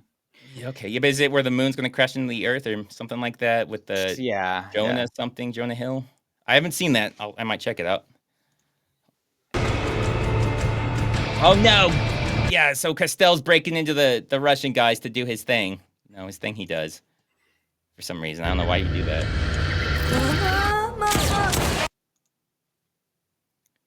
There was something I was going to say here. I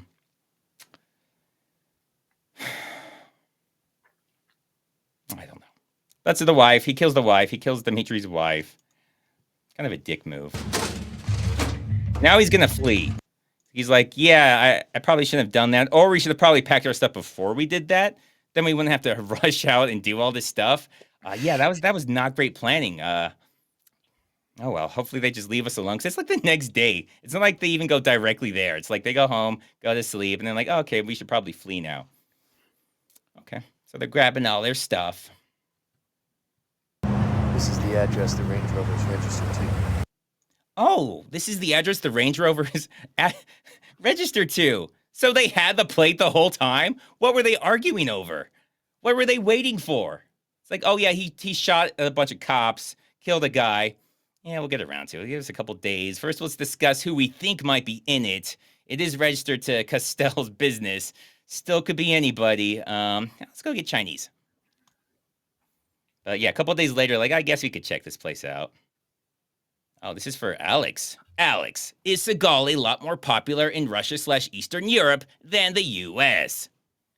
He has a lot more respect for, I don't know for what reason. I've been always telling people that this is shit. What he is doing, what he did in 90s is shit. It's always Everybody has bullshit. think that he's badass still. And they argue even after watching my videos of him, of me roasting his movies, they still, why do you talk shit about Steven Seagal? He's badass. Probably should have done that at some point. Yeah, he does have a channel where he makes fun of Seagal. I'm guessing. I haven't seen all your videos, but I'm guessing there's a little bit of Seagal making fun of just because A lot. It's impossible to make Seagal videos without making fun of him. Yeah, so check out this channel if you guys haven't. So this is kind of off topic. Worst movie ever, Megalopolis. It sucks, Megacoculus. Nice, I like it. I haven't seen it. I've heard it's terrible. I might check it out. Yeah, I guess I might check it out. Actually, I will check it out. I don't know if I'll do a video on it, but I'll check it out. If it seems like good to do a video on, I'll do a video on it. This, I don't know if this is super chat. Thank you, Wally Gisnep. $1.99 from Wally Gisnep. Okay. Interesting message, but okay. Very simple message. He just wanted to say what he was doing as he was doing it. I appreciate that. All right, we'll get back to it. So yeah, several days later, like, we should probably leave. And he was like, yeah, we should probably follow up on the people that, try to kill us. They had better things to do. Oh, obviously they get in a shootout. And this is where the famous Seagal super flinching comes from. I put it in several videos. I think this was in my petition to get the Acolyte brought back with Steven Seagal as the showrunner, star, and full creative control for the Acolyte. And mostly just use this little clip. Well, I guess he does a lot of no. Another blind shooting. Like, he gets shot. Because he said, like, be rear guard, but he was like, okay, I'll be rear guard and just look at your butts instead of what I'm supposed to do. He's like, okay, well, you can die then. I'm assuming that's what happened. That's what happened in my head, because it definitely happens. He's been working the entire time. All he did was tell Seagal not to move like Jurassic Park, and they can't see you. Their vision's based on movement, which didn't work. But now Seagal, this shooting, everything about it. He is so scared. All the flinching. Oh God. Oh God. Oh God. Oh shit. Flame. Yeah, and the way his arms are bent all weird, like he's like T-Rex arming it and shooting and still like, oh my God. Ah, that's so scary. And these are Where's my blinks. stun double? The blinks are a lot less loud. They have a lot less recoil. Like, he shouldn't be doing this with a real gun, much less something shooting blanks. But guns terrify him. I don't know if any of those rounds landed. I don't think so, though, because he doesn't know it either. He'll find out later. Oh, this is, they just showed this. It's one of his laziness. See that? So they go back to the guy. The guy's running away. He's chasing him. Every time they show Seagal, he just goes back through this little doorway again. They show it 3 different times. It's supposed to be like he's chasing him through this building, but he just goes through the same place 3 times. I thought he was teleporting because he moved much slower than the guy. The guy was running. He was sleepwalking again. This is like, how I play the love scene at like 1200%. This is at like 2500%. He's very sloth-like. And then this amazing editing. Watch, so he's there somehow shooting right out the window. So he shoots out the window. But then he comes up to the window. He's already shot, comes up to the window and shoots again. Then he's not shooting, but 2 bullets are hitting that thing. So I don't know. There's like a third shooter that we never see who's just out there saying like, I got you, Seagal. I'll take the guy out from the other side. So yes, somebody shoots from the other side twice while he's just standing there. This is amazing. The editing in this movie is awesome. But the next time they should think twice before inviting a crackhead to the editing room. Yeah. Did you see that? They're cheap. Did you see that? How's he Did you see this editing? How's he gonna launder all that money if he pays actual experts? No, he's got to do what he can get. Like, I think Uwe Boll, he hired a bunch of prostitutes for a movie because he said they were cheaper. So he said he went out to I think it was Romania too. I know they do a lot of movies out there because it's cheap, but it was cheaper for him Yeah. to hire prostitutes than to hire actresses, so that's what he did. Half of Nick money Morgan. went there. Neil Breen must be the showrunner for The Acolyte. I will take him or Seagal. People want to see him together. I don't think that would mesh well. Like, I think you'd be getting would less be of one. clash. If you get less of one, if you got more of the other, it's not like you'd have just complete insanity and nonsense from both of them combined. They will emerge in one Oh, that'd Neil be great if they Seagal. did. If they just became one, oh, I would love to see that. Yeah. But I think it'd be less than one. I think you would get like 3/4 of one and the other one just like walk out. The ego is going to be dimensional, super dimensional. Bring it up, the evidence for Neil Breen. I had evidence that he's a lot older than he says, and I meant to bring it. I'll do it next time. Well, I'll do it in my next Neil Breen video. I was too busy. How old does he says he is? He says he was born in 1958. You think he's older than that? There's a lot of evidence. He was born in 1946. There's a lot of evidence. There's official 46? voter registrations. There's Kudos to the guy. copyright for his movies. His movie copyrights are under a Cornelius Breen born in 1946, which is pretty damning evidence, unless there's another one out there who decided he wanted to, copyright Twisted Pair, Fateful Findings, all these movies. You don't need Why to would do. he say he is 12 years younger? I don't know. I have no idea. It's a mystery, but I don't know. And how does he look so good still? So many hot girls are that's dreaming the dating thing. with him. He does look a lot younger than that, but Yeah. he acts older than that. If you saw like his first movie, he acted like he was in his 70s. When he climbs down the rock, the mountain thing he's supposed to be climbing down, it takes him like 45 minutes, and it's one long cut of him slowly talking about how he's the greatest ever, top of my class in computer science because he thinks that's impressive. It takes him about 12 minutes to climb down this little hill. He doesn't move very fast. He's got the waddle like he's got a bad hip. Like it all fits with the age. He just doesn't look that old.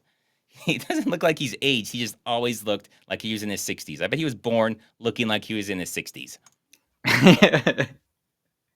Seagal, mega, just kidding, triple chop. Wow, triple chop. Oh, he made a mistake. You didn't have to do another one. If you guys do that, or if I ask you a follow-up question, you don't have to do another super chat. I mean, you're welcome to, but like I'm not trying to just ask you guys a bunch of questions, get a bunch of money out of you. Just one's fine. I fucked up. I was going to ask if you would ever do a goof, do a commentary on a real movie, such as the late David Lynch. Now it depends on what you mean by commentary. If you mean like an actual serious one, probably not. I don't think anyone would be interested in that. I don't think that'd be very fun. But if you mean like do a video on something like that, yeah, I absolutely would. I've done some real movies before. I've done Predator. I've done Terminator 2. Oh, yeah, I want to do Terminator 2. It's just such an amazing movie. Like, I don't want to... It's like the perfect movie. Yeah, but I did. I don't know. It's on my list. I'm just building up for it. Like, that and Under Siege will probably be like my last 2 videos I do right before I die. I thought that my death is coming close, so I decided that. Oh, that well, makes had sense. come, Yeah. but He has severe AIDS, guys. So I should have said that before. That's why he's here. It's Make-A-Wish Foundation. You got all these guys running around. You haven't grabbed one of them, have you? You know, I don't get it. I love this. So he's like, Seagal has been at that guy twice and failed to catch him twice. And he's just yelling at this other guy for not catching him. Like Seagal's like, I can't believe you guys. You guys haven't caught this guy that I failed to catch twice and you guys didn't know about until, I failed to catch him twice. What are you doing? Like, he goes off on them because he keeps failing. Okay, good job, Seagal. I mean, you are at what kind the of fuck did you do? What the fuck were you thinking, boy? It's hard to say what he is. They call him police, but he sounds like he's not really police. Like, the FBI aren't really police either. They're like a federal. I mean, they're kind of separate. Like, I don't know. It's hard. You never know what Seagal's talking about, who he's talking to. Who cares? Can we take a minute to pay appreciation to the leather jacket he is sitting in the police station always? He's sitting there like he he's not working there, but he's like He's closed off. He's I got don't. closed off I have body no language. idea. Like he doesn't Yeah. want to give up information. He doesn't feel comfortable. Yeah, he always acts like he doesn't belong. He never belongs anywhere. He'll go to a funeral for family members and stand all by himself in a leather jacket on the opposite side of the funeral. He just doesn't know another what it's side like of to a be a real cemetery. person. I am convinced he's an alien that does not know what it's like for what real people do. So he like kind of thinks he sort of knows things and just kind of fakes it. And this is what we get. Oh man, this guy just opened a can of worms. Do Terminator 2 before pitch meetings. Now you know pitch meetings is going to start right now in Terminator 2, right? Come on, man. Killing me.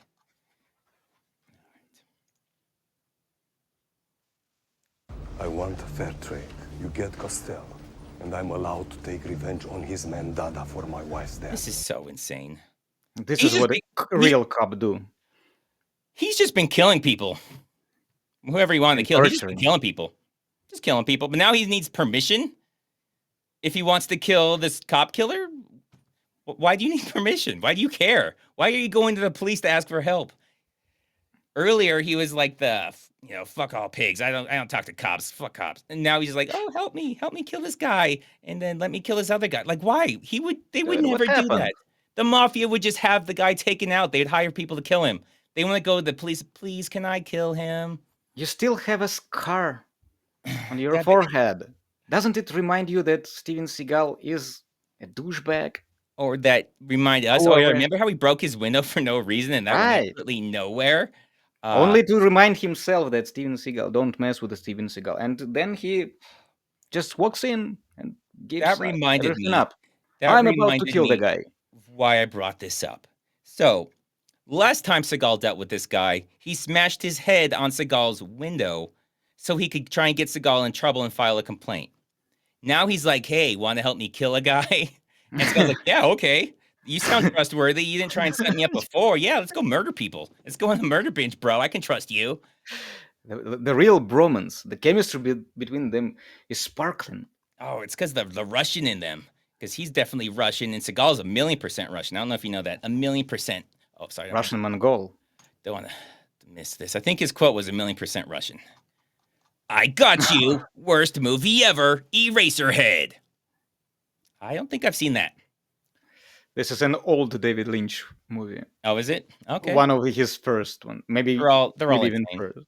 Are there any of them like not crazy? Like any of them straight up movies? It is crazy.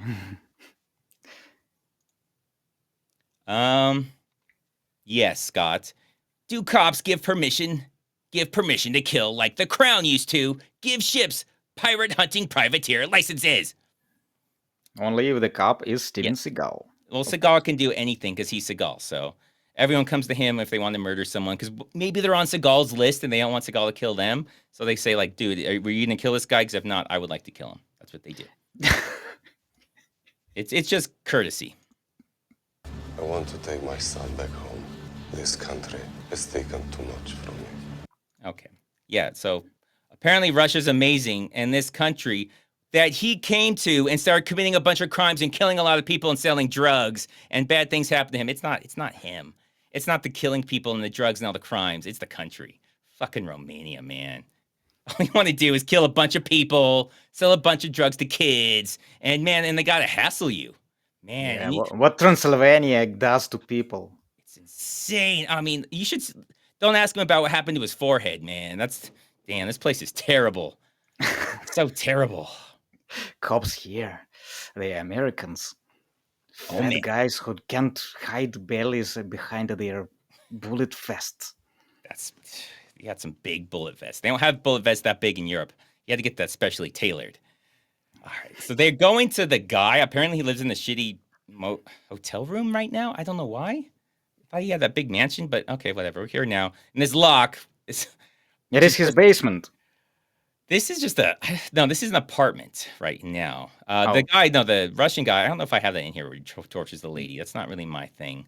That's something you're more into than me. You keep bringing it up like, oh man, let's get back to the torture of that lady. That's some good stuff. So yeah.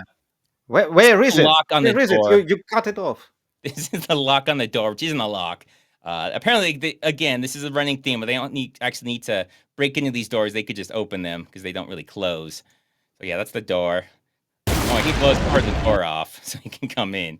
I like how it's subtle. It's harder to see, but the door is actually cracked open a little bit. You can see like the handle. I'll go back a little bit, see if you can see it. Like the handle's even like down a little. Like it's not set where it's supposed to be. It's not level. And that when he shoots it, it comes back to level. And he didn't shoot to the lock. No, there's no lock. There's no lock. He just shoots the door because fuck it.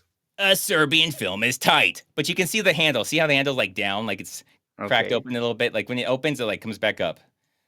But, like that's not where it's supposed to be. Nope, that's where the handle should be. So yeah, they could have just pushed a little bit and would have opened, but he wanted to warn him. That's it right there. He kind of switches hands. Oh, but it was so fast. Seagal is so fast. I missed it. So I think I show it slow. Dude, yeah. It teleports to his other hand and he has to move it back. So that's what happens. It's in his right hand, like to the trigger and his right hand. And then it like changes, like the camera angle changes and it's like left. It's like, oh shit, I got to change it back. And that's what he does. Like it just magically changes and he changes back. So see, his right hand's on the trigger. His left hand's forward. Okay. Yep. Boom. Now his right hand's forward. His left hand's on the trigger. Now he's going to switch it back. Извините, не понимаю. Throws a grenade. Не понимаю. Did you understand what he said? Yeah. I have no idea. He told him, "I'm sorry, I don't understand," and he says it is in a very formal way. Oh, very well. So Obviously. like a higher up. Someone did I say the Serbian film thing? You're so weird, dude. Did I already say this? I want to give him a free one if I already said. Did I already say that? Yeah. Okay. Well, I'm not giving you a free one. But I missed it. But yeah. So yeah, he throws his grenade. Of course, it's a nuclear grenade. Whoa. Yeah, but don't worry, Seagal's fine. I know it looks like everything in there just exploded and the thing was full of fire and everybody's dead, but no, he's fine. He's fine, guys. Don't worry. He's fine.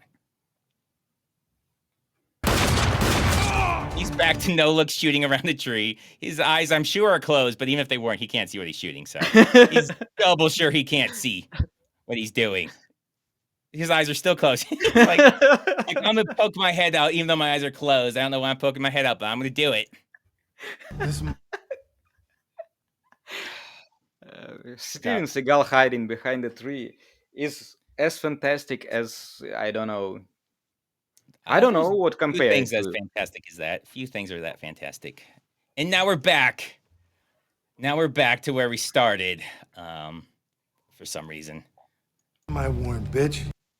Back to that badass saying. I just speed through it because it's the same stuff. Okay, nobody cares. Nobody cares. Okay. Now we got through all that nonsense. I don't know why he's there. We don't know where this is. Okay. This guy, he's just sitting there watching it. He's watching them slaughter everybody. He's like, oh, man. Huh. Oh, I wonder if I should do something. Should I leave? Should I, get a gun and protect myself? Oh, no. Shit. I was going to slam the keyboard. I didn't fix anything. Damn it. Well, that was my idea. He goes, I had to blur it out because of YouTube, stupid. He goes sit down to do drugs. That's what he does. He's like, well, what are you going to do? I guess I got some left over. And then he goes, they're right outside the door, bro. What are you doing? Try and make an escape. Get into defensive position. Do something. He's in the bunker. Do you see this door? It is safer than a safe. It looks like a thin wooden door, and it looks like he just shot through it, but he was like, oh, what the hell? I thought this was pure steel. It's my door. I probably should have known, but no, this is just made out of drywall. Shit. No. Do you see the holes in the wall? This is where going to be the shotgun. We will. Oh, that was through the wall. It looked like it came out of the door, but it doesn't matter. No. It's shooting the wall. He's shooting the wall to get the door out. He's shooting the door out of the wall, and I did mention the hinges are right there. Why you would have a door to your safe room should not have the hinges on the outside. I'm going to give you guys another tip, guys. Or this one's probably more for the ladies. If you have a safe room, don't put the hinges on the outside. if he has any kind of little tool, which Seagal has a little tool, he can easily just bump it a few times, take the hinges off, take the door off. Yeah, you're not that safe in there. He doesn't have to waste all his ammo, which he does, shooting the door out. Even shooting the wall. The wall. I love how he goes in front of the door to reload. I don't know if we're supposed to think it's steel. It's obviously not steel. It's obviously wood, and that's not a safe place. But he goes in front of like the least safe place he can. Well, just this entire wall's weak as hell. Just everything about this place is a idiotic idea for a safe room. Like he could just punch through that wall. God, this is such a stupid room. They couldn't paint those marks. They could, They're but they obvious. didn't want to. They didn't want to. Yeah, I quit fast. This is original editing, actually. God. So yeah, he shoots the door out. How stupid is that? That is the dumbest thing. And you can see it's a little bit small, but like on the top of the door, kind of closer to the right side on the top, like you can see the wood where it's still wooden color, like they painted it all the way. I don't know if that's what you're getting at before, but yeah, the rest of the wall also broke. Everything's broke. You can see the squibs connected on the cardboard above. Like, don't put squibs on your door if you don't want your door to come down. It's going to come down. Oh, it is a tape. It is a sticky tape. Sticky tape to hold the squibs in when you blow the door off. Oh, a Serbian film is still tight. Yeah, so they put the squibs in there and then they explode to get the door. Yeah, everything about this was just fucking stupid. God. No, I don't even know how... There's no latch or anything on the door. You can't lock it. So I will say, when I made my video on this movie, people have commented that I sounded like I was really getting pissed off at this door. I really was getting pissed off at this door. So, quick story. I was trying to finish this video because I was going to go out of town the next day. But this fucking door scene, I kept seeing this crazy shit that I was like, oh my God, now I got to do a whole thing on that because I can't just let it go. I really was pissed. I didn't go to sleep that night. I had to just go straight working through the night, didn't go to sleep out of town because of this fucking door. So if I sound like I'm angry at this door, I am angry at this door. I'm still not over it. Yeah. Okay, now I know. All right. Fuck this door. And Steven Seagal's idiotic way of getting through it. Jesus. You could have been in there a long time ago, bro. Oh, fight scene with his stupid faces. That doesn't look like Castell. I don't know why he's got a body double. Yeah, I think that it was a body double of Steven Seagal, like, by the way. Maybe it was. Maybe it's supposed to be Seagal's body double, and they just, like, nobody cares anymore. Nobody can tell where he's supposed to be. The Castell guy was kind of a legitimate stunt actor. He was in a few things. I know he was in Yip Man 2. He's the Twister, I think his name is, where they just completely rip off Rocky 4. The entire movie's a complete ripoff of Rocky 4. It's like beat for beat. Like, how can we steal from Rocky 4? Okay, how about these former enemies become friends, and then the foreigner comes over, challenges one to a fight, and he kills them, and then he has to go back and fight him. They just stole everything from Rocky 4. If you guys haven't seen Yip Man 2, you don't need to. Just watch Rocky 4. It's better. But yeah, he's in it. And I think he's been in other movies, too. He was in a lot of Uwe Boll he's a legit movies. stuntman. He was in Stuntman. He was in actual Uwe Boll movies for some reason. He's always there.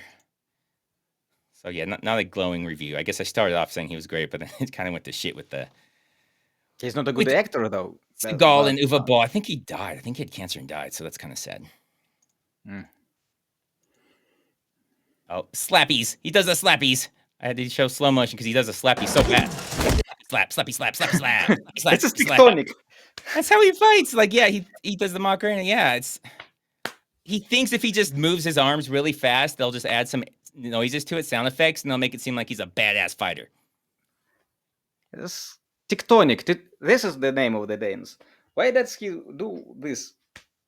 Then he does nothing with this hand. He puts it on the shoulder. Flails around like those wacky inflatable tube mans that you see at like car dealerships just to get people's attention. That's what he does. It's okay, Thicula. Yip Man 2 is good too. It is, but it's not as good as Rocky 4, and that's what I'm getting at. I hit that on accident. Okay, yeah, it's not as good as Rocky 4. Sorry, Jacob. I'll just say that you were laughing at what I said because I'm so funny. And I just wanted people to know you were laughing at how funny I am. It wasn't a mistake at all. But yeah, Rocky 4 is better. So Yip Man 2 is a very entertaining, but it's not Rocky 4. Let's not lie to ourselves, guys. That's not what I'm here for. Yeah, not that level of drama. It's not America destroying Russia. Like, that's what we're here for. That's what Rocky 4 is. Right. Oh, God, yeah, I got it. Everything about this chess scene. So he moves the queen over there. Seagal just walks Only a up. brilliant strategist could beat me in one move. Okay, so I don't know if you guys know much about chess. I'm not going to claim to be a chess expert, but that's not how chess works. So one, he was playing chess against himself. Two, so he was already at a mate in one.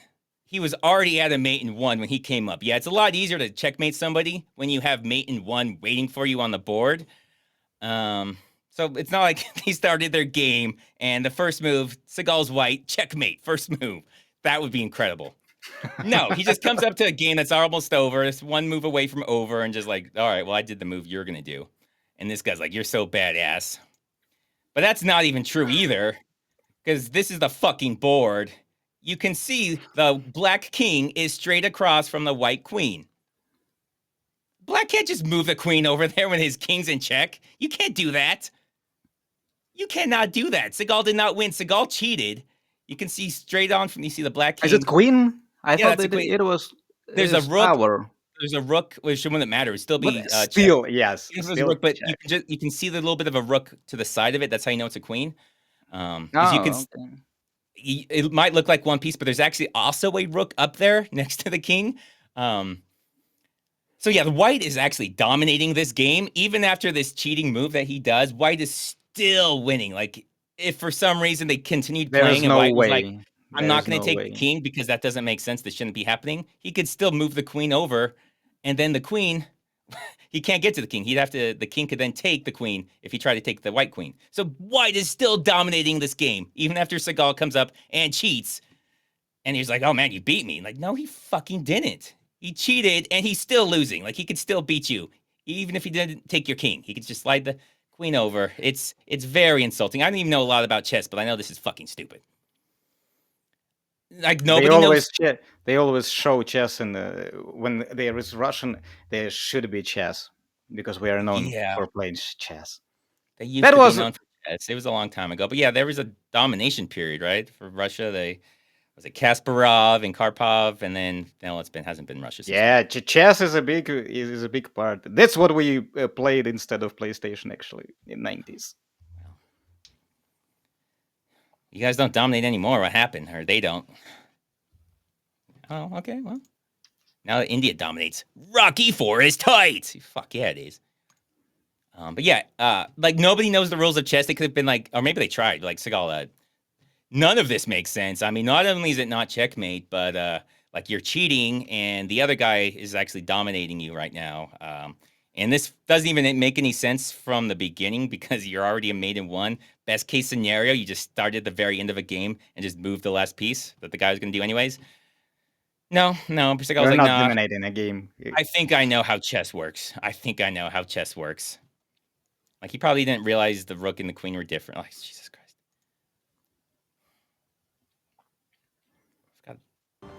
My work is finished. Now I can go. Okay, Seagal's work is finished. Now he can go.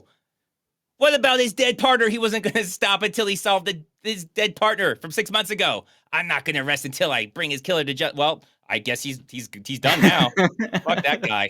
He didn't realize he was going to be. He got the second partner. Yeah, I was like, he only can keep in mind only one partner. Come on. The other partner came in. He had more of a connection with the new partner. Sorry, you know how it is. You get this a is new an partner. old story. Yeah, it's like, you're familiar and old. They're kind of tired of you. I like the new partner better. And plus, it was so much easier because he saw the guy kill him, so he knew exactly who it was. And this guy just told him where to go. That's so many of Seagal's movies where he's like a detective. Someone just comes up to him and is like, the dude's over there. He's like, nice. And he's like, solved it again. Fuck, Seagal, why are you so terrible at everything? Okay. That was it. Fortunately or unfortunately, however you want to look at it. That's that travesty of a movie.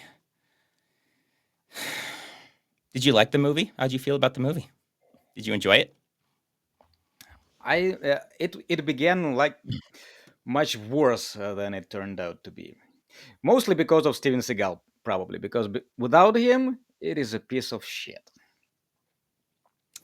Without him, it makes just as much sense. If you just took him out of everything, just delete his scenes he's in, and just play the random scenes in whatever order they happen to be in, it would make just as much sense. Maybe more. Be like, oh, now I get what's I don't happening think there. so. Here, also, director and editors were catastrophically bad.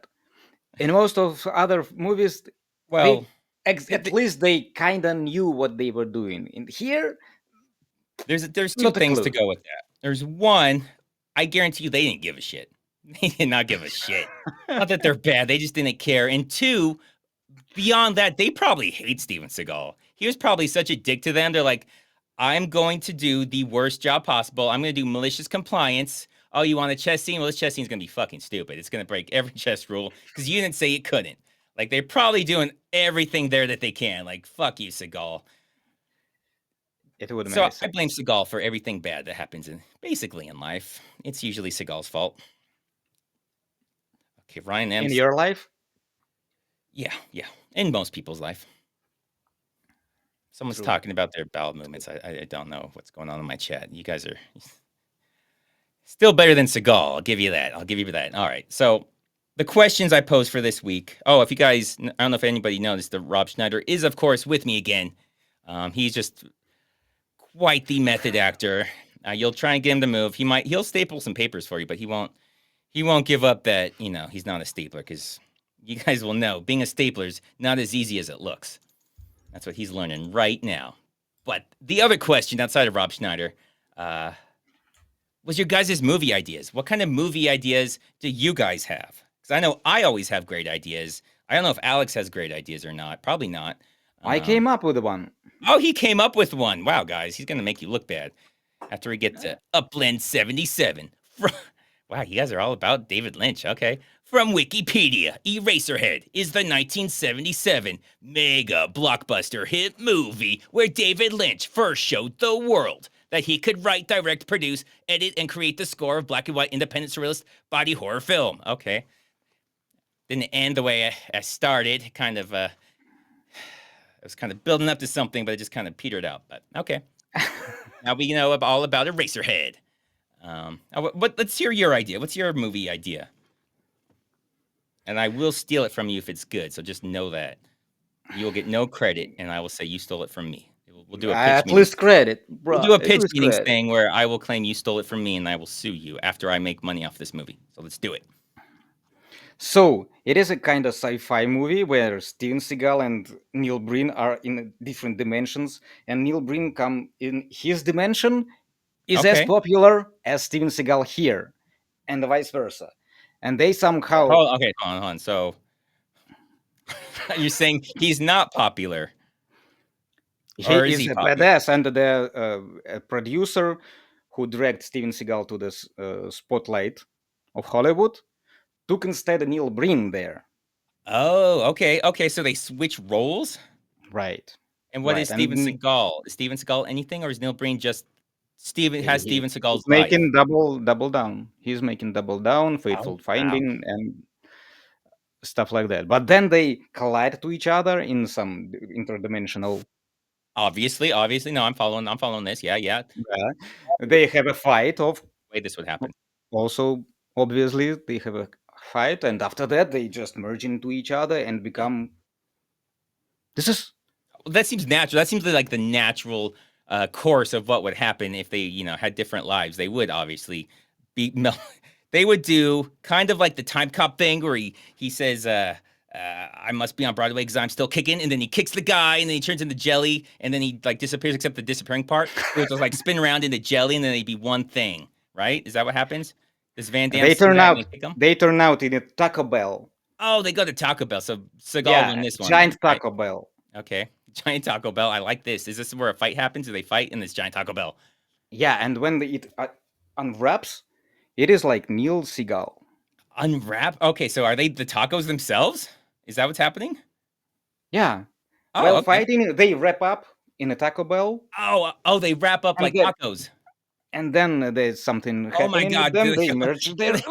they go in the little oven? Is that what happens? They like put in like little taco wrappers. Like this went a really weird direction, and it started from a crazy place. But I like where this is going. So they're tacos now, and they're in the oven, and they're in the little taco wrappers, and they come out. And what are they when they come out? Are they like churros, or what's going on here?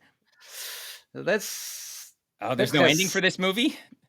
I think the ending. It has to be a franchise. Oh, okay. After So you that- don't want to be open ended, so they can just right. So they go into the oven and they're like, "What happens?" And then someone looks shocked, and then they just like goes to black, and then the credits go on. You're like, "What happens?" And they're like, "You have to see the next movie." The next movie, you do to be continued. What you do is you go the Resident Evil route. The next movie has nothing to do with this. They're just like buddy cops, and they like partners, and they like giving each other crap and everything. And then Neil Breen mentions how he's like an interdimensional being, and he's gonna murder everybody on Earth, and he's like from the future, right? Yeah. Okay. That's a good continuation, actually. Okay. And Seagal kills people for some reason. So there's Neil Breen also they're does trying to that. find a serial killer. Turns out it's Seagal, and it turns out everybody knew the entire time it was Seagal.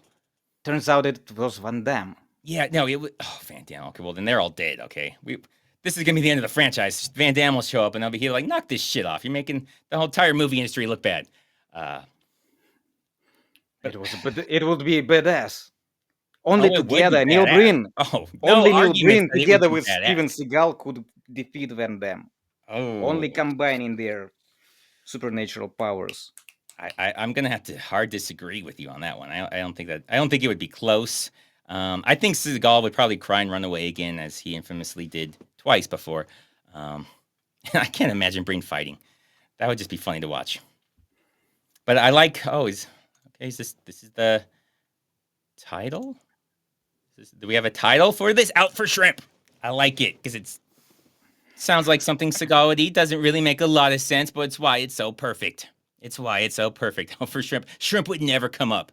Just like a Seagal movie, the title has nothing to do with anything. They don't ever eat shrimp. Oh, this is gold. I'm going to copyright this with my true date of birth back in 1942. All right, so we have one from Mimsy. Yeah, I saw Mimsy here earlier. Okay. For Seagal, I use DeepSeek AI. It's not supposed to have AI write your movies for you. It's supposed to be movie pitches to us. I use DeepSeek AI to write a script. The movie is called Shadow of Justice. It's about Detective Mike Stone Steel. I like that name, Stone Steel, who fatly moves from buffet to crime scene to titty bar while constantly using food metaphors in normal conversation. The plot is open-ended and leaves room for a sequel. Let me know if you're interested. That sounds amazing, but no, God, no. No, nothing with Seagal, no. Mike's, I like the Stone Steel. She had like Rocky Stone Steel or something. Might be a little better. Decent, but I'm not interested in anything with Seagal. Oh, Mitch meetings. My question to Seagal is, how much is he paying pitch meetings to sabotage the Space Ice Channel? Fucking pitch meetings, dude. Do they know sabotage? Yeah, we were pretty sure Seagal and pitch meetings are in on it. How much is, since you're basically, neighbors with Seagal, how much is he paying pitch meetings to do this? It's hard to tell. About a couple of dozens at least hamburgers. Oh man, that's a lot for Seagal. He's giving hamburgers. My God, he's giving hamburgers. Another from Mitch meetings. Nick Cage playing Alex Poe. I don't know if that's supposed to be Cameron Poe or if we're making up a new character. It's Nick Cage playing Alex Poe and Van Damme from Hard Target. Both are in prison. I mean, he has a name, Chance, remember, because his mama took one? Come on, guys. Both are in prison for crashing plane in Vegas, killing hundreds of civilians, and burning down a circus storage barn. His spelling is atrocious, Mitch. Again, getting terrible public defenders. They must stop a prison riot. Escape coordinated by, you guessed it, Van Damme is Ivan the Evil Russian from No Retreat, No Surrender. Movie is called Con Hair 2, Maximum Mullet. I am so in. Like it. I am in on every single step of that. Yes. Every single step of that. If you're still here, is Alex Poe supposed to be Cameron Poe? Come on, you can get the names of the guys. Oh man, Steve B. How much practice did you need for you to get comfortable saying Lilu Manai like a Tariba Laminacha Ekbate Sabat? I mean, she said her name once. Like, I don't know, guys. Do you not pay attention when women tell you their names? I was looking her in the eyes like I always do when women talk, and that's all I needed. You've never seen Fifth Element? Oh, me? Yeah, I saw it. Well, that's her name. Mila plays. What was her name? I always called her Mila Jovovich, and that's it. It's Lilu Manai Lakatariba Laminacha Ekbate Sabat. She clearly says it. She clearly says it. Holy shit. Your skills are way above mine. Bro, I'm sorry, ladies. I mean, I know I have 2 of you that watch my channel. I show you guys respect. Bruce Willis. Would be great to see a buddy cop action comedy with Space Ice and Red Eye as the cops and Homeless Guy as the villain. I can imagine him being some sort of organ harvester. That seems like a lot of accomplishment for Homeless Guy. I could say me and Red Eye could just be, or I guess I'll be with Alex now because Red Eye, he has family stuff. Fuck that guy. Family. Who has family? Losers have family. So me and Alex will go around and we'll just harass Homeless Guy because he's a homeless guy. We'll just harass homeless guys. Just mess with them, play games, like practical jokes on them, kind of like Super Troopers, except it gets to be like uncomfortably mean, the things we do to the homeless people. That would be a good movie. Stallone carrying a tree in Rocky 4 versus Arnie carrying a tree in Commando. Cheers, Ice. Keep up the fine work. Oh, that's a good one. That's a good one. And they fight with those trees. Oh my God. They like sword fight with the trees. I'd got to go Arnold then. I feel like he's stronger and could probably swing that tree better than Rocky. Although Rocky outran a car uphill in the snow. That's impressive. He pulled a Seagal. He outran a car. I'm still going to go Arnold. It's close. Ooh. Now, if they were just punching, then I would go Rocky. But if we're going... Right. Yeah, if with we're the going logs, three fights... Arnie will beat him up. Will beat his ass. Pedro La. What actor would make Seagal say, dude, even I could do better, if it's possible to have someone worse and fatter? That's like a 2-part question. I think Seagal probably says that a lot because he's delusional. But it's not possible to be fatter and worser than Seagal. I don't know if you agree or not, Alex, with that. Is there anyone Seagal... Theoretically, hypothetically. Okay, yeah, hypothetically. Obviously, hypothetically, yeah. Because I haven't met any person like that, but I can imagine that. Okay, so hypothetically, Pedro, hope that's what you're looking for. Yeah, hypothetically, there's a person out there. Ooh, and man, all these questions for Seagal. I think questions for Seagal was the other topic. That makes a lot more sense why we keep getting these questions for Seagal. Or they just think you're Seagal. They're like, wow, he looks a lot different without his makeup. This question is for Seagal. If I judo chop a 1911 pistol at just the right time, can I make the bullet quiet enough for you to not flinch? So yeah, all he owns are 1911 pistols. If you guys haven't noticed, that's the only gun he uses in Force of Execution again. He's got all his guns, and he's just like telling people about his guns. They obviously couldn't give less of a shit. All are 1911s. That's all he owns, and it's super bizarre. There is nothing you could possibly do to a gun to make Seagal not flinch at it. He flinched me just reading this question, and he's not even listening. He's not even watching. He flinched. He just doesn't know why he flinched, but he flinched. I don't know if you have a different answer for that. He agrees with me. Alex agrees with me. For sure. Kevin the Truck Driver. Rachel Zegler stars in Disney's Snow Rob and the Seven Schneiders. Wow. If you really don't like money, that's your movie right there. That's your movie. Oh, Rob Schneider is RoboCop. I like RoboCop. I'm in for that one. You saved it, Kevin. You saved it. RoboCop. But whom is he going to play in RoboCop? Obviously not RoboCop. He's RoboCop, so it's got to be Rob Schneider. It has to be RoboCop. A gun of RoboCop. Oh, he'll play the gun too. He'll do like an Eddie Murphy thing with the clumps, where Eddie Murphy play like the entire family. And the villain so Rob Schneider's going to play. He's going to play the human half. He's going to play the robot half. He's going to play the gun. He's going to play the car. He's going to play his police dog that sniffs out the explosives. He's gonna Is play he the going to play angry. tank? Yeah, he's gonna play the angry chief who's always like, "Oh, I got the DA up my ass over this." He's gonna play the DA who's up the chief's ass, yelling at RoboCop, which doesn't seem like RoboCop would care about that because he's like a machine and he's a dead guy. But yeah, he cares about all the little minutia. Yeah, no, he's gonna play everything. He's gonna play everything. He's gonna play the villain. Trust me, this is there a gonna be place amazing. for Steven Seagal also? Because otherwise, I don't know. You want him to It play sounds Steven good, Seagal? but yeah, I would incorporate in RoboCop with Steven Seagal somewhere.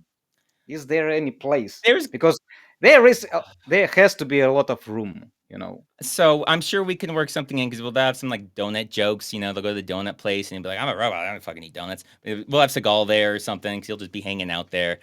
You know, we can work it in. We can have cameos. Like he won't be in the movie. Like he won't think he's in the movie, but you know, it's a donut place. So he'll probably be there, and we'll just like film him. What's he gonna do? Sue us? Like an extra. Yeah, kind of like an extra, but we just like focus the camera on him as he eats disgustingly. We had sound effects. It'll be great. It'll be great. Trust He me. wouldn't even know that he is in the movie. Well, He's just there I would for try donuts. and I would try and spread word after that he is in the movie, and if he wants to sue me, he has to come to America to do it. So he ain't coming to America. He owes like $1 million to the SEC. He ain't ever coming back. Oh, okay. Jason Lane. Remake of Face Off with Schneider as Castor Troy and Seagal as Sean Archer. Those are two major downgrades already. Twist at the end. Archer has to go through the rest of his life with Troy's face after his face gets stolen by KGB agents acting on Putin's order. I do like the end there. I do like the end. Where basically Rob Schneider is forced to live out the rest of his life as Steven Seagal. Wow. Who would switch to whom? Who would like to switch? Do you have a good switch, a face-off switch? Because we got Schneider and Seagal switching. That's They do it unintentionally, right? well, one of them or by they free both will. do it intentionally because I think Schneider. So Schneider's Castor Troy. So Seagal's trying to catch Rob Schneider. I like that. I like that Seagal's trying to catch Rob Schneider. That makes no sense. None of it makes any sense, but I like it. Because they're both losers both ways. It's not like one of them's like, "Oh, sweet, I'm the other guy." They're both better and worse for different reasons. Neither of them are happy. I like this. I like this idea. Okay, Happy Hacksaw. Rob Schneider is Post Schneiden, father of Schneiden Jackson, also played by Rob Schneider. Wow, this guy's like reading my mind. I'm down with the Rob Schneider plays every role in the movie. I am so down with that. Oh, so I got bad news for you, bro. Triple X Medic, Space Ice and Red Eye together. Are you trying to destroy the space-time continuum? Space That Mullet is a 10 out of 10. Fact, and this is Red Eye. Yes, this is what Red Eye looks like, guys. You guys didn't realize he had an accent either. Don't forget Red Eye's second channel. Oh shiz, Steven Seagal in Double Chin Impact. Okay, I feel like that sells itself. That writes itself. Double belly also. Yeah, Double Chin Impact. I like it. I don't know. Have we ever had the Double Seagal movie? I think Perfect Weapon, he kind of plays two characters, but not really. Dude. Like the guy dies and it turns out barely he's in his his twin. movie. There are barely half of Steven Seagal. He is barely Mostly there is the double stunt doubles. Double Seagal. True. This is somewhere not in this dimension. Yeah, and they can't have that house fight thing. Like that house would not stand up with two Seagals in it. They would just collapse when they pushing each other to the house until it destroys and evens with the ground. Just them trying to go through doorways. I'm sure accidentally smacking the door, taking part of it out. Yeah, they would destroy the house on accident. Not that a damn. They should release a definitive edition of Demolition Man that's had Rob Schneider edited out. It's a weird movie pitch. Why? So we're just gonna pitch. All right, we're gonna pitch you a movie. So we take this movie that exists, right? There's like 2 scenes with Rob Schneider. We take those 2 scenes out, and then we release the movie again. Fucking gold. It's okay. I don't think not that Adam really quite grasped what I was asking for, but that's a good movie pitch. It's a good movie pitch. Let's make a movie that's just worse in every way from a 30-year-old movie. I like it. I still keep warm feelings about Demolition Man. It's a good movie. It's a solid movie. Wesley Snipes is amazing in that movie. He steals it. He does steal it. He's the best character in that movie. He's a great movie, a great character in that movie. Simon Phoenix, I think is his name. Right. Say Simon Says. Is that what he does? Does he do that? He says he might. As far as at several points. That's the only thing I remember. Yeah. His name's Simon, so he probably does. Oh, maybe I didn't say Simon Says. Yeah, okay. Oh, Bobby, I don't know how to pronounce her name. Wife thought I was crazy when I said Rob could be my car. Should have seen her face when I pulled up a Schneider. That is so stupid. I can't believe you got me to say that. Next, I'm going to start reading these beforehand and getting rid of the embarrassing ones. Where do you read them from? So I do a community post when I say there. And I say I do some stupid Rob Schneider things for polls for some reason. People like it. I like doing it. It's fun. Sometimes I get questions. A lot of times I get a lot of Rob Schneider puns. It's a good time. But that's why I ask for the questions. I give topics. Sometimes people don't care about the topics and ask whatever they feel like. And sometimes they follow it. These are actually mostly on topic for once. Clockwork Orange Cassidy. I'd like to see a true sequel to 300, but a la Gladiator 2. The main character is the son of Leo Schneidus. I like it. I would just be Leo Schneidus. It would just be Schneider. It would not be a son. It would just be like, I'm Rob Schneider. I'm here. I don't know why I'm here. Don't worry about it. Let's go. And he'd be fighting. Oh my God. Rick M3779. If we have any German speakers in here, you can help me with this. I have an idea of what this is, but I'm not positive. 99 Düsselflieger, jeder war ein großer Krieger, halten sich für Rob Schneider, es gab ein großes Feuerwerk. So if we have any Germans in here, or someone that speaks German, is that the 99 red balloons? Every war is bigger than Krieger. Hielten sich für Rob Schneider, es gab ein großes Feuerwerk. I mean, you've heard 99 Luftballons. It's like an 80s song. I feel like that's what that's playing off of, but I don't know. Okay, nobody seems to know German here, so we'll just go with that. It is like kind of poetry, but like every warrior would think that they are Rob Schneider. Well, obviously they would. There was a song. It was actually started off as a German song, 99 Luftballons. Then they translate to 99 red balloons in the 80s. Oh, I think that's. But yeah, right. Ninja Nick 951. What about a movie involving one man's love affair for cookies? If you go to IMDb, search Steven Seagal, there's like 50 of them. Yeah, that's already been made, Ninja Nick. I'm sorry. He beat us to it. Bhagavad Gita says 99 Schneider Luftballons. All right. We're getting down to the last two. This one is terrible. This is just a Rob Schneider pun in a movie, and it is so bad that you should be ashamed of yourself. If Hot Frog Animations is out there, planes, trains, and Rob Schneider mobiles. Like, that just doesn't understand how it's supposed to work. You're just supposed to barely be different. You're not supposed to change the whole word, but I do like the movie Planes, Trains, and Automobiles, so.